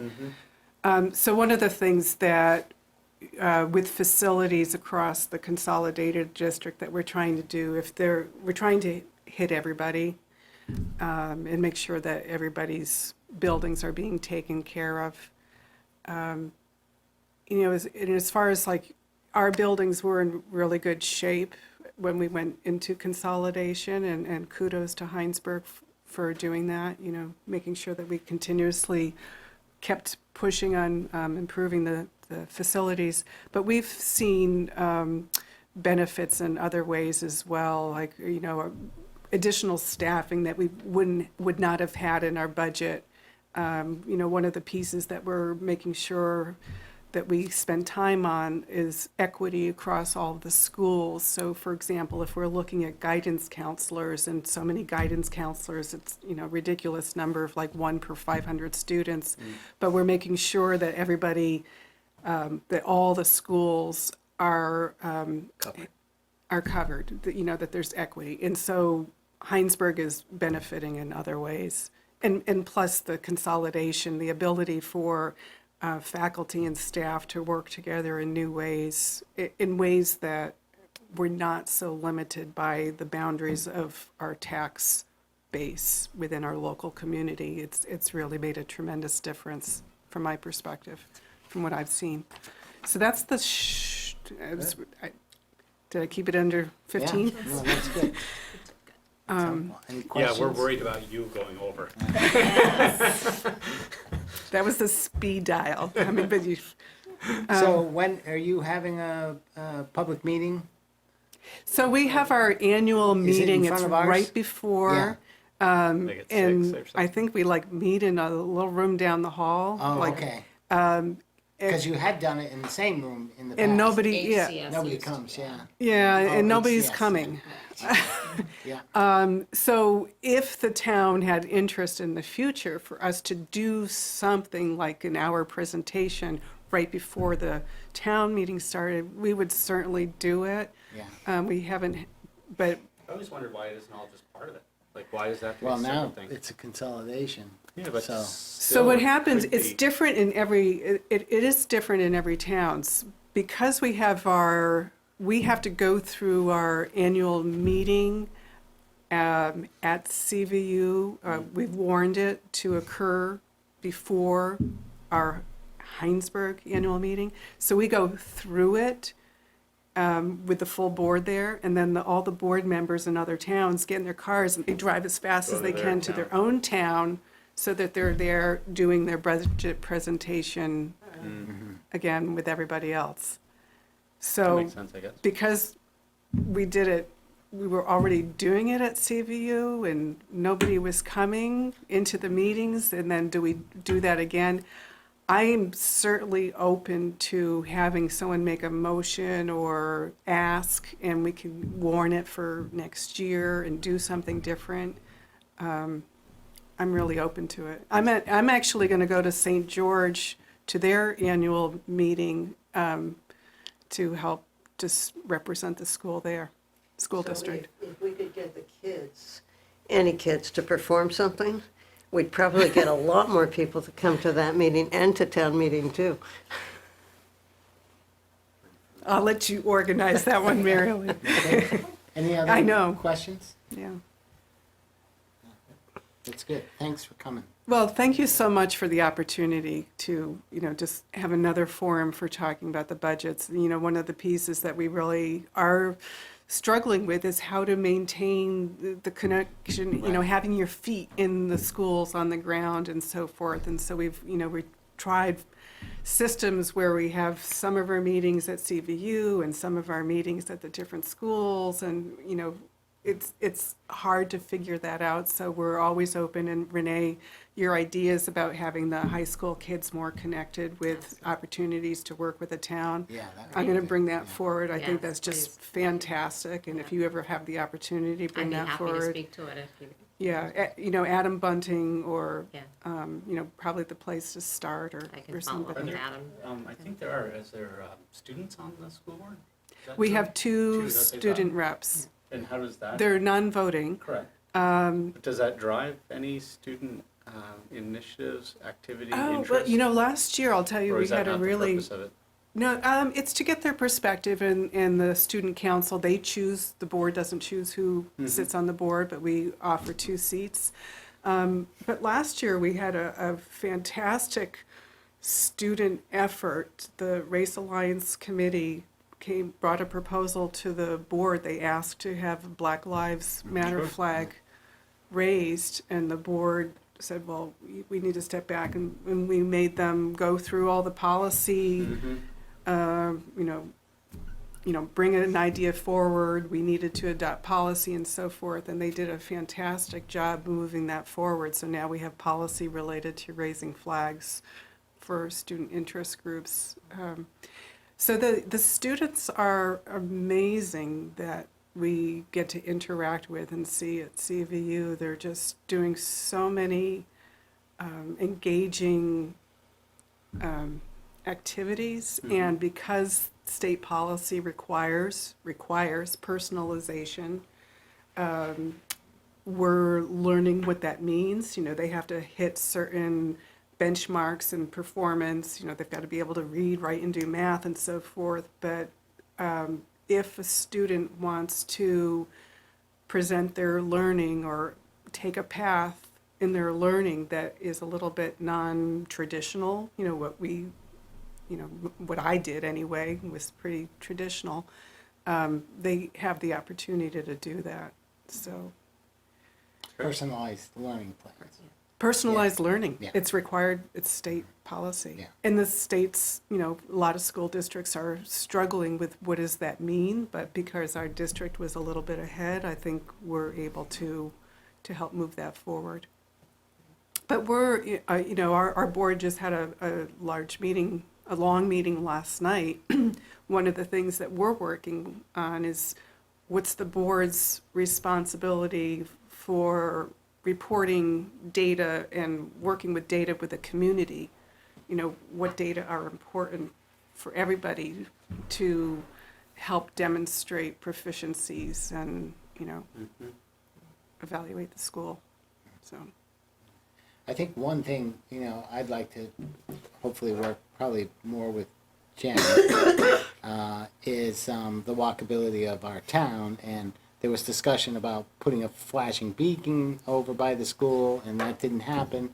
Maybe that's something we can continue to work on. Because I do see kids, biking and walking in the morning, even in the winter. Oh, absolutely. And so we want to make sure that whatever the town needs to do to help that process, work with the school to make it worthwhile. Yeah, when I first moved to Hinesburg, close to 35 years ago, maybe 35 years ago, there were no sidewalks. No. So we've come a Come a long long way. way. Yeah. All right, can we move on? Thank you very Yeah. much. All right. Thank you so much for Thanks, your Colin. patience. Thanks. And I'm just going to listen a little bit Oh, longer. yeah, okay. So we're like halfway through here, so we'll move forward. Question and answer session on our budget. So Our we large have audience. that, including our capital improvement plan. And so unless anybody has any questions, we've been looking at it. To tell you the truth, I didn't bother even pulling it up for tonight. We're pretty well.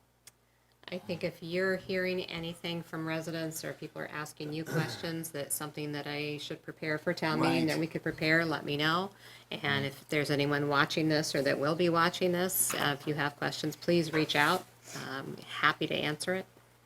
Yeah, and we could fall into we did have on our agenda preparation for town meeting. Yes. So we could maybe talk about that right now. So the expectation is the budget sections we worked on, that we should know all of our budget, but you really know that one, because the rest of the board is gonna look toward me when somebody asks about policing. And so now, after today's vote to move forward with the grant, I'm going to have to bring that up and explain it, right? So that's a topic that's gonna come up on the budget, and if it's not, it's something I'm gonna bring up anyways, that, we're doing this, and that will start that conversation, about what we're doing. So we should, take a good look at the, budget, and if you have to have more discussions with the department manager or Renee about it, be prepared. I'm already thinking of a couple things I wanna be prepared about, with questions we can expect. And then how about the meeting itself? I made some sort of notes. We talked about microphones, Yeah. having the 2 microphones Yes. So ready to go. And is it you and Missy, or you and Joy For what?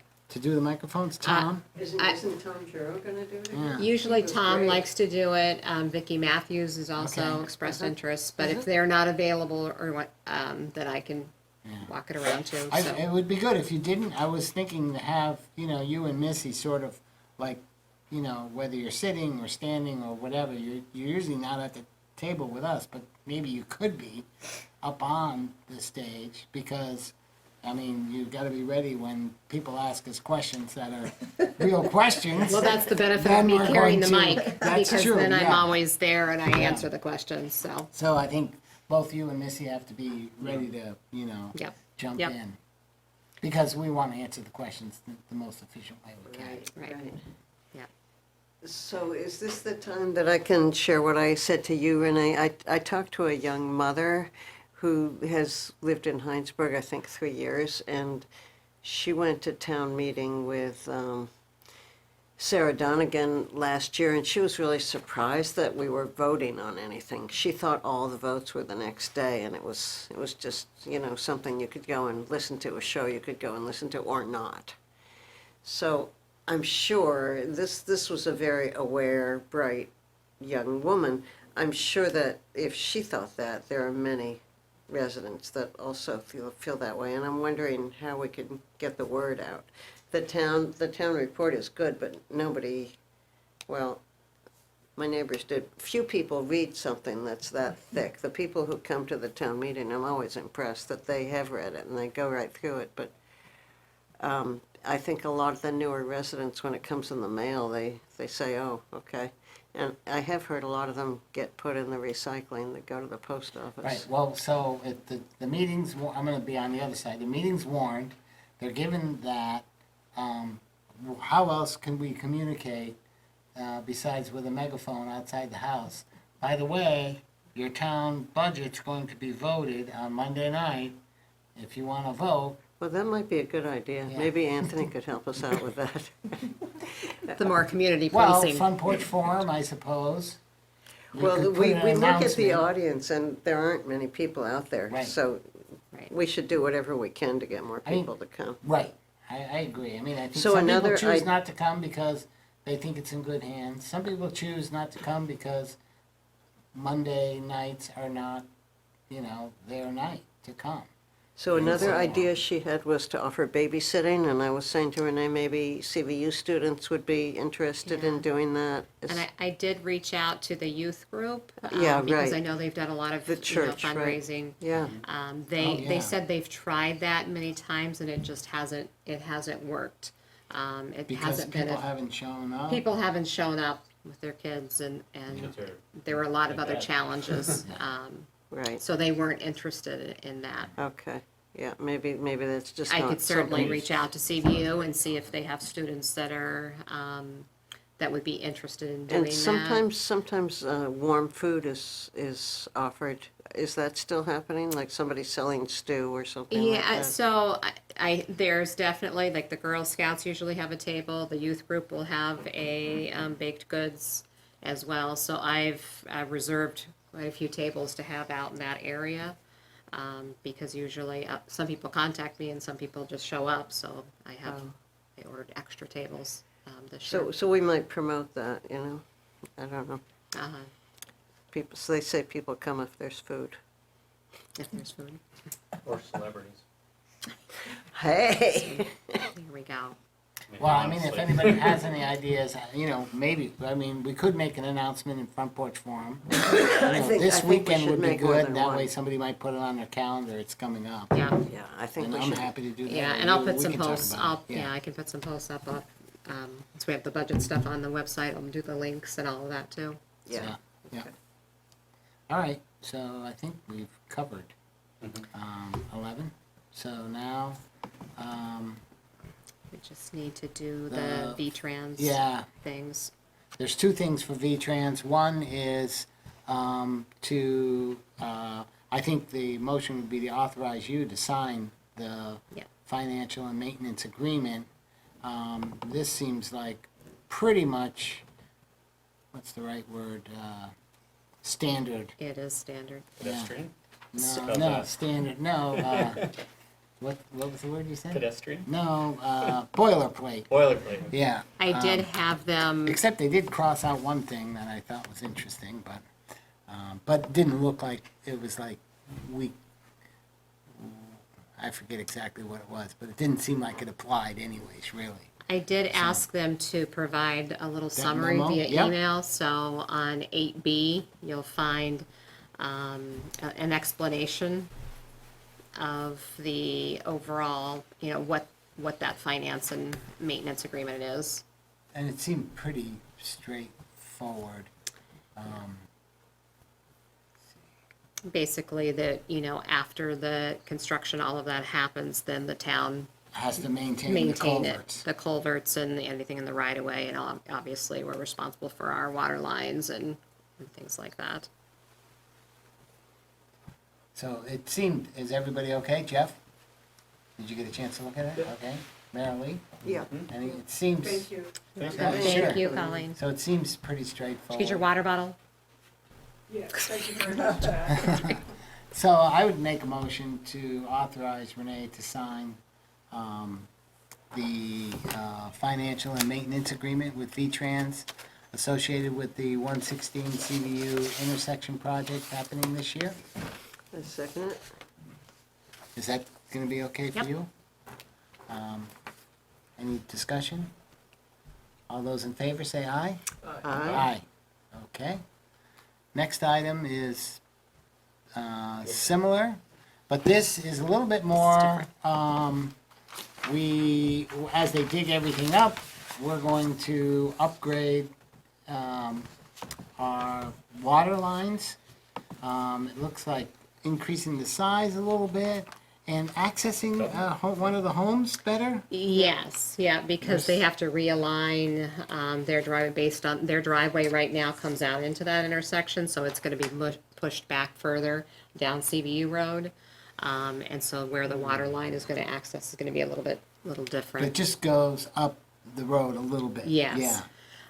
What the change is from the 6 inch to the, I think it's, is it 4 inch or 6 inch to the 8 inch? Yeah. Is gonna go Yeah. underneath the intersection. Right. And so that's the extra piece, but while this project is already happening, the ground's opened up, they have the contractors, there's a little bit of cost savings to the town of something that we needed to do anyway. Yeah. So, So it's in 52,000 or 53,000, 53,000 I think, in that that range. we would be on the hook for. That's an estimate, I believe. Yes. So it could go up, could go down. I assume Eric would be watching over that work while it's being done. Yeah. So because of the cost, this would come out of the water Enterprise. enterprise Right. fund. We did go over that, I had Eric meet with Joan, the accountant, and just to go through, just to make sure, and Missy, that there is, they are confident there is sufficient fund balance to cover that. So, and we can authorize you to sign that? Yes. I would make a motion to authorize Renee to sign the supplemental agreement number 1 for the VTrans intersection project to upgrade the water lines during that intersection project. Second that for you. All right, any more discussion? All those in favor say aye. Aye. So we're good there, and we don't even have to sign anything. How about that? Consider adopting a procurement policy. And so this was initially to allow us to apply for the flood, the FEMA money to help pay for the $50,000 Right. to fix the washouts from the Halloween storm. So as I was reading the information about FEMA, it was talking about a procurement policy, so I was looking to see if we had one. I assumed we probably did because of other FEMA things, and we didn't. So then I quickly got to work and set up and got a policy in place, just left, some of the dollar figures blank, started working on it. I reached out to someone from FEMA just to make sure when the deadline is to have this, so I could time, the select board meetings. And they said, well, actually, you don't need to have one in place, you just should be following those practices. So those are practices we already follow, but I think I still want to follow through with this policy.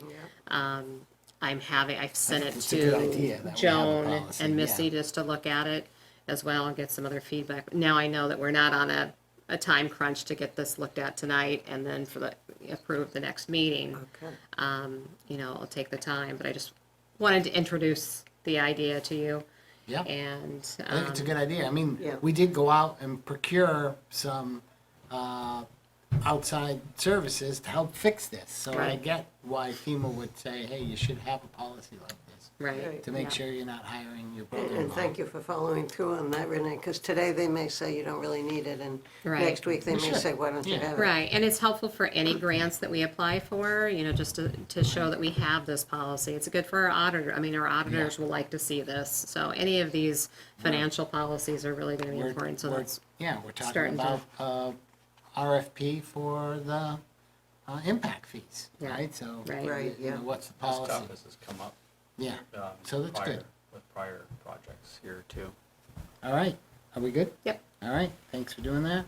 Town administrator report. We have in your annotated agenda, you wrote some notes there. Yes, I think it was pretty late when I was doing that, so a little brief, but I think it's late now, so it's still gonna be brief. But, town reports, they were delivered on Saturday. They. Look pretty good. Yeah, I like Yeah. the cover. Thank you. And one thing I do want to, I think it's worth revisiting the conversation. Do we mail these out every year, or do we try to do the postcards again? So it's always worth the conversation, especially when you go to the post office and do the full of dumpster them. diving with the Yeah. recycling bins. And a large percentage of those are just going right in, which could perhaps be reflective of what's happening at people's homes as well. A big thank you to this year's featured covered artist is Peter K.K. Williams. This is one of the highlights for me. I think back in the second year I started doing town reports, started using local artists, and I tried to, reach out to both schools, the elementary school and the high school, just so that we were representing all of the local talent, from all the different age groups. So I've worked with CVU students over the years. I've worked with different local artists. This year, I didn't have anyone in mind, so I started researching, other Hinesburg artists, and I came up with him. I reached out to him, and he not only was willing to do it, he brought me a whole stack of wow. all of his artwork to pick from, and so it was pretty neat. It's a tough, fun job. Yeah. Yeah, no, that's so- great. And I would like to have that as my first slide. So you're gonna- Absolutely, give me yeah. a copy of that. Yep. And you got some photos I in know, there too. I was Yes. pleased to see. I saw the Yes. first one and I said, oh, that's kind of Yep. cool. Oh, look at that. There's like Jeez. 60, Even with 70 my of them. hand. Yeah. Yes. Yep. So, yeah, it was nice. I didn't get mine yet. There's plenty at the You didn't get post your town office. Get you? Should have came in the I've- mail. I've got a whole box of them that I've retrieved from the recycling Good, bins. So I good, you can, did. Well, it would have shown up by now. Yeah, I came Yeah. in last week. Yeah. should It have. might be in a pile somewhere. Oh, Look in your recycling bin. yeah. No, And then working with the consultants on the impact fee proposals. We'll Yeah, we'll Do more of dial that that. in and Yep. we can talk about that. And then just going through the required documents for the FEMA grant portal. So there's an actual grant portal that I've got that is set up, and I'll begin uploading those documents. They haven't actually started that 60-day, there's a 60-day time where you have to do it. They haven't started that clock yet. So I'm apparently ahead of the game in the things I thought I needed to get done, but just trying to make sure that we have everything in order. All And right. that's it. I have Any a question. questions? I have a question. Is Cheryl really retiring at the end of March? Or is she staying another 3 months? No, she really is. She really is. Yeah, Yeah. yeah, I she thought it really, was in, like, later on in the year, the end of March? End of March? end of March. End of March, End of okay. March. And everything's, without giving me any details, everything's going fine with finding somebody to Yes, take the yep. spot that she's Yep. leaving? Okay, good. Yep, so, we have applicants, we'll be interviewing, so. Perfect. we- Yeah, good, good, good, Process is moving forward. good. All right, select board forum? So I did go, go to that meeting in Milton yesterday, seems like a long time ago, about water. So if this Water was quality? water quality through the committee. So I understood this from the meeting, I understood it a lot better than I had before. About 80% of water issues in the state are regulated. So our wastewater treatment thing, that's EPA has regulated that, demanded that. But then there's 20% that's not regulated, and the state What, is this wastewater or Oh, this all is just- water this is- discharge? This is just water quality in general. 80% of water quality issues are non-regulated. I believe that the Beecher Hill is one of those, the Beecher Hill project that Lewis Creek Association worked on. That was unregulated. So the state has, Yeah, so 80% of what? of water quality issues, water quality problems, water quality things that need to be addressed. See if I have a term for that. Yeah, I'm not sure what that means. For water cleanup projects, it means that the state gives grants for for water quality cleanup projects. It means something like the Beecher Hill project that was having to do with wastewater and having to do with stormwater, sorry, and having to do with erosion. So it's things like that. So the state has been giving grants to that 20%, and they want to kind of outsource this. They want to get this off their desk and have somebody else do it. So they are suggesting that water quality, there could be this new group called water quality service providers, and those people would take care of that and would Decide where the money goes? decide who would get a grant. Yes, exactly. They would decide who would get a grant. So the Chittenden County Regional Planning Commission said since they're really good at pushing paper anyway, they would be good candidates to take this on. But then there need to be somebody overseeing them, which is a whole bunch of other initials. Basin Water Quality Councils. So it's late, so rather than give you all the details, I'm going to cut to the two things that I think are really important. One is that since this is non-regulated, we as a municipality would not be likely responsible. This would be things that would be taken up by Lewis Creek Association, just like the Beecher Hill project was taken up by the Lewis Creek Association. So they would likely be more involved. However, as a municipality, it's essential, in my opinion, that we are informed about it as much as possible. And the reason is that, you probably can't see this map. It'd be nice if I could have given it to you and it could have gotten blown up. But anyway, the La Platte River goes mostly a lot through Hinesburg. And the La Platte River on this nice little map, it's in red, which means it's impaired.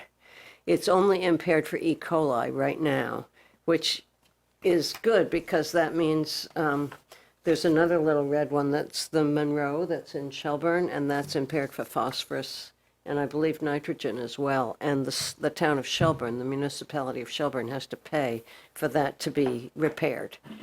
So we are not on the hook at this point for the La Platte, but we could be. I mean, And that's what Andrew has been telling us for years. Yes. And if the water, quality gets to a certain point in our streams, exactly. then we might have to come up with mitigation. Which costs Exactly, money. exactly. So I did go to the DRB meeting last night with the Haystack Crossing, and I was very pleased when the engineer explained how permeable surfaces are really important when the water that's falling down from the sky or coming down from a flood, that it goes through the grass and into the soil. And he has a plan, because there's going to be a lot of impermeable surfaces with Haystack, where the water will get collected and will be taken to permeable surfaces. So we need to be thinking like that, and we just need So to, they've designed the stormwater system yes, in there, but they have to anyways, the Right. size of the project. right, absolutely, yep.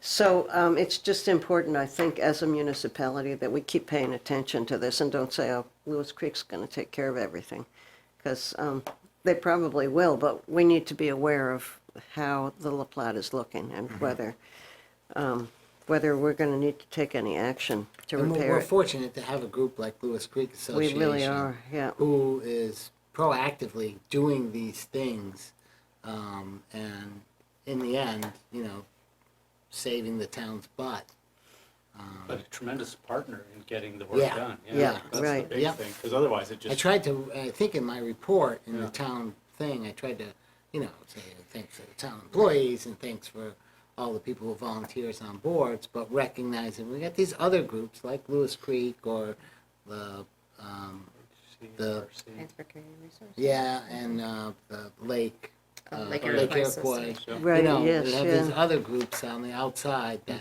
really do it, and certainly the Lewis Creek Association has done a ton of work. Yeah, a ton of really good Yeah. detailed work, yeah. All right, that's good. I went to a meeting from CCRPC on the I-89 Oh, you did? study Yeah. that That looked they want to interesting. do, $500,000 study on the highway, and That's to saying, put new lanes in, right? Just to make it wider. well, to address safety and potential congestion or congestion. So yeah, I mean, and I think, I'm talking political again, Yeah. the way, if you turn traffic engineers and the highway department and the federal highway group, onto what they perceive as a problem, they add lanes. That's the, I see. 1950 way of dealing with it. So there was a lot of discussion about, how to mitigate traffic without necessarily adding more lanes. Was there conversation at all about an entrance exit ramp? Yeah, they on were talking about Hinesburg Road? improving, not to what? On Hinesburg Road? No, nobody 116? brought that up. They did say Bolton, but in reconfiguring some Yeah, exit lanes and, the interchanges. And their study is going outside of the highway a little bit. Like, okay, so you get off the highway, there's congestion right there. And so, my worry is they were just looking at it saying, we're gonna spend $700 million to add lanes. And I'm Right, like, yep. and, I questioned, they showed complicated traffic map, which is basically a timeline and how much traffic there is. And so from 1960s to about 1980, you saw traffic going up and a few of them getting red, where they change colors as the traffic increases. And then from there, pretty flat until now. And then they show it going up. And so if it's going up, now they got a plan for growth. And I questioned, why do you think it's going to go up like that? It hasn't been going up. Why is it going to go up? So, and I said, have you taken in consideration that, the newer generation doesn't want to drive cars the way an old generation does? True. People want to live in the villages and not outside the villages. The cost of carbon will probably go up, and that's the biggest driver on how far people want to drive. People might want to not drive as much because they want to do the right thing. Have you incorporated those into these studies of there's this growth coming, and there wasn't much response. But it was good. These are all just sort of discussions. My worry is you've got this machine that this is what they do, and they're going to apply what they know how to do.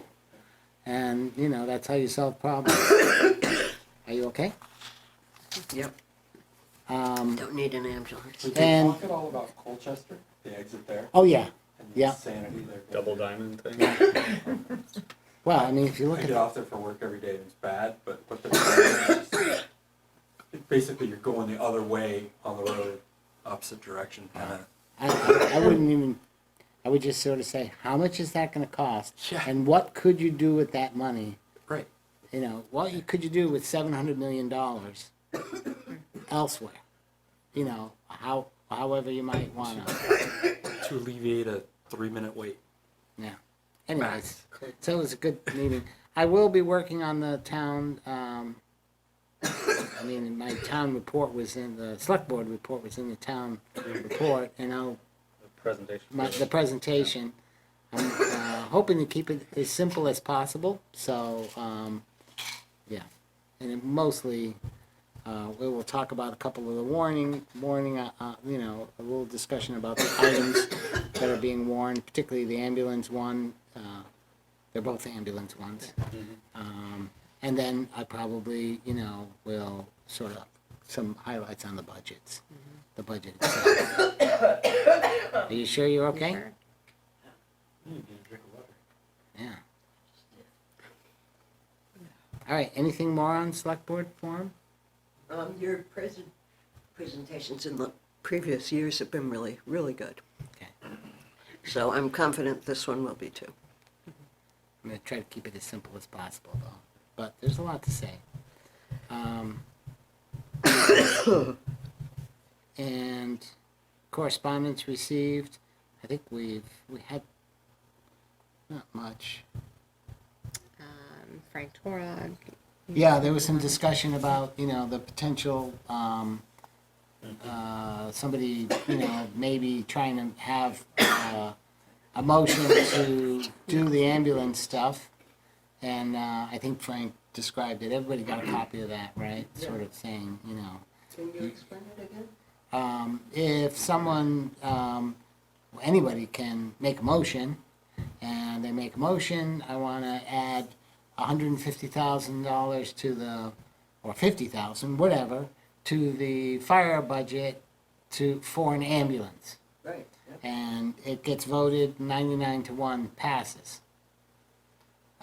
It doesn't mean we're going to spend that money for an ambulance. It means we are advising the select board, this is what we'd like to do. Right. So, yeah, and if it was done in Article 13, that's sort of like the other business section, that is a non-binding Right. I remember anyway. this has come up before in the past with some other issue. I don't remember what it was. If they were thinking about doing it under Article 10, where we already have a dollar figure for the contracted services, and they wanted to add to that to, you know, for our own ambulance, you can't do that. You can't adjust the figure above a certain percentage of a warned article. So it's been warned. Yes. Properly warned, so you can't, you know, at town meeting, come up with something that hasn't been warned, and, you know, the other people in town didn't know that was gonna happen, so they didn't come. But if it was gonna happen, they would've come if it was warned.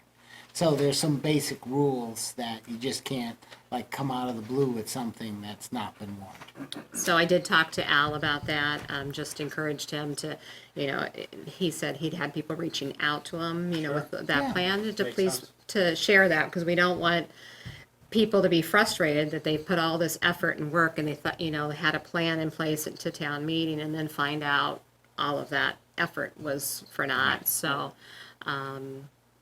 just trying to But that spread. doesn't stop somebody from saying, I'd like to make a motion to, you know, encourage or tell the select board this is what we want. Right. And then, you know, it Advisory. gets voted, there'll be some discussion and it gets voted and, you know, so you can do those things. Right. Yeah. You just can't spend a lot of money doing those things. All right, so, minutes, we can have the minutes. Yes. Is there a motion? I make a No, I think it's Aaron's last chance to make All this. Well, I can make the motion, although I will abstain from Okay. voting on it though, since I wasn't at that meeting. But I'll make a motion to approve the minutes as presented for the February 5th, 2020 meeting with any With any amendments amendments, yeah. as required or Is there a noted. second? I second it. Any changes? I had a few things that I think maybe it's just 2 or 3. So on the first page, about a little more than halfway down, I'll read this out loud and maybe it will make sense to me when I read it out loud.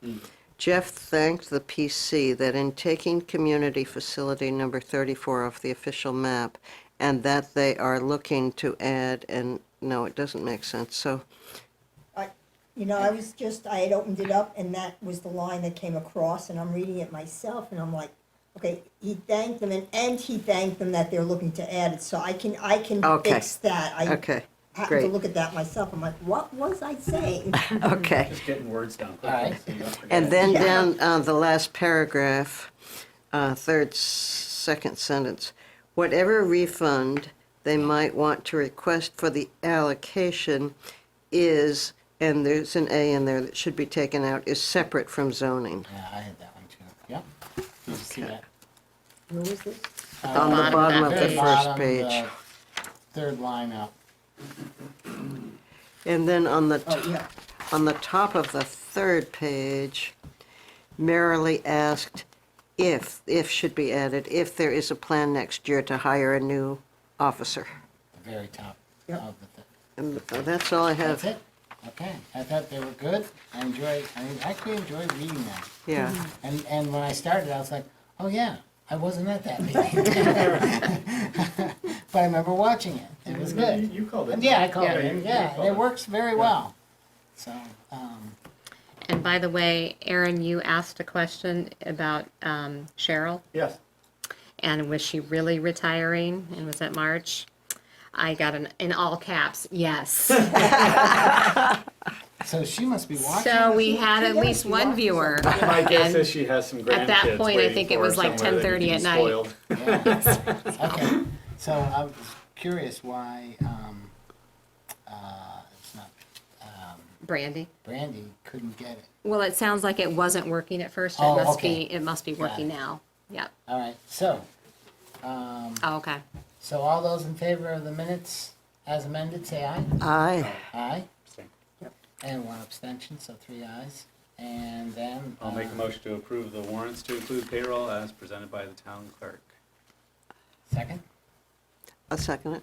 All right. So they've got some signature Yep, time they do. already. Yep. Yep. All those in favor, say aye. Aye. This is your last chance to get something. Finally, get something done. So we have 2 viewers. Al just texted, Yeah. still watching. Oh, cool. That's Good, great. good. Let's keep them up for another hour and keep talking. I'll make a motion to adjourn. I'll second it. All right. All those in favor, say aye. Aye. Aye. Thank you. Good night, Lucy. Sorry.